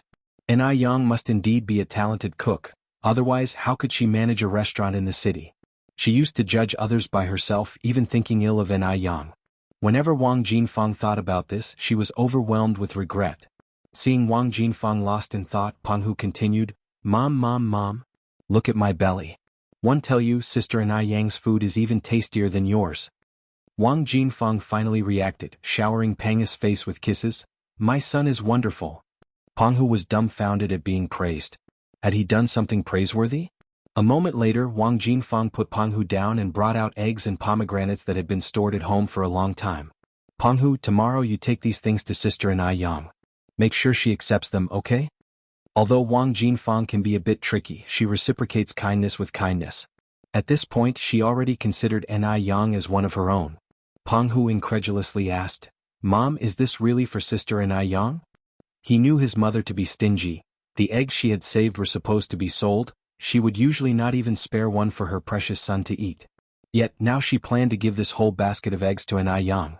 Additionally, there were 2 large, red pomegranates. These pomegranates were given stealthily by his grandmother during the last visit. She had given only 3. Pang Hu had eaten 1, and the remaining 2 were hidden away by Wang Jinfeng, to be eaten gradually. It was too incredible to be true. When had Wang Jinfeng become so generous? Seeing Pang's reaction, Wang Jinfeng asked with a smile, What, you don't want to give these to Sister Yang? Pang Hu immediately shook his head, Not at all. I want to give them to Sister Yang. Afraid Wang Jinfeng would change her mind, he grabbed the basket and said, He'll take them to Sister Yang right now. Wang Jinfeng held Pang's hand, It's dark now and unsafe, go in the daylight tomorrow. Don't worry, I will stand by my word and won't retract it. Mom, are you serious? Pang Hu asked suspiciously. Of course I am. Wang Jinfeng nodded affirmatively. Still doubtful of Wang Jinfeng, Pang Hu held out his little finger with a solemn oath. Then let's make a pinky promise. If you break your word, my son will be born without an anus. Wang Jinfeng laughed and lightly swatted Pang's head. You little rascal. Always threatening your mom with that line. Immediately, Pang Hu said earnestly, Mom, make a promise. Promise? Wang Jinfeng extended her hand to make a pinky swear with him. Yang's place. Yang is busy preparing pickled fish noodles and dinner for Grandma Mo. As tomorrow marks the last day of her noodle stall, Yang is preparing over 800 servings of pickled vegetable noodles, 100 more than usual. She also prepared lots of small cards, which she had started preparing a couple of months ago. Since she has decided to move her noodle stall, she needs to lay out her plans in advance. Word of mouth is crucial amongst regular customers, otherwise she would have to start building clientele from scratch. Chapter 136 Winning Hearts, Guobao returns home _6. These cards, in addition to offering discounts, also have the new shop's address written on them. All 500 cards were handwritten by Yang, whose handwriting is very beautiful, so it looks like printed text. Today, Yang prepared red bean cakes, pickled vegetable noodles, and steamed shrimp dumplings for breakfast for Mrs. Mo. Since the old lady hasn't had pickled vegetables for a long time, Yang thought of giving her a different taste. No need to mention the taste of the shrimp dumplings. Moreover, shrimp meat is rich in nutrients and can supply calcium. Red beans have the functions of moistening the intestines and relieving constipation, lowering blood pressure, reducing blood lipids, regulating blood sugar, detoxifying, preventing cancer and preventing stones. It's a very good ingredient for the elderly. The combination of red beans and glutinous rice is irresistible. It tastes sticky, sweet but not greasy, refreshing and easy to digest, making you want to take another bite after tasting the first. After finalizing the menu, Yang began preparing the ingredients. The next day, Yang set up her noodle stall on the snack street as usual. When she told everyone that she would no longer be selling noodles the next morning, a look of disappointment appeared on everyone's faces. Boss, why are you not selling these delicious noodles anymore? My son is a picky eater, without these pickled vegetable noodles, he wouldn't eat. Boss, will you still sell in the future? Or just not coming tomorrow morning? Yang smiled and said, Rest assured, everyone, I'm not stopping sales, but I will reopen a month later. The new shop address is across from the Wuhua Library. You all are regular customers. I'll give each of you a card. There's a discount of 5 cents a bowl on the opening day.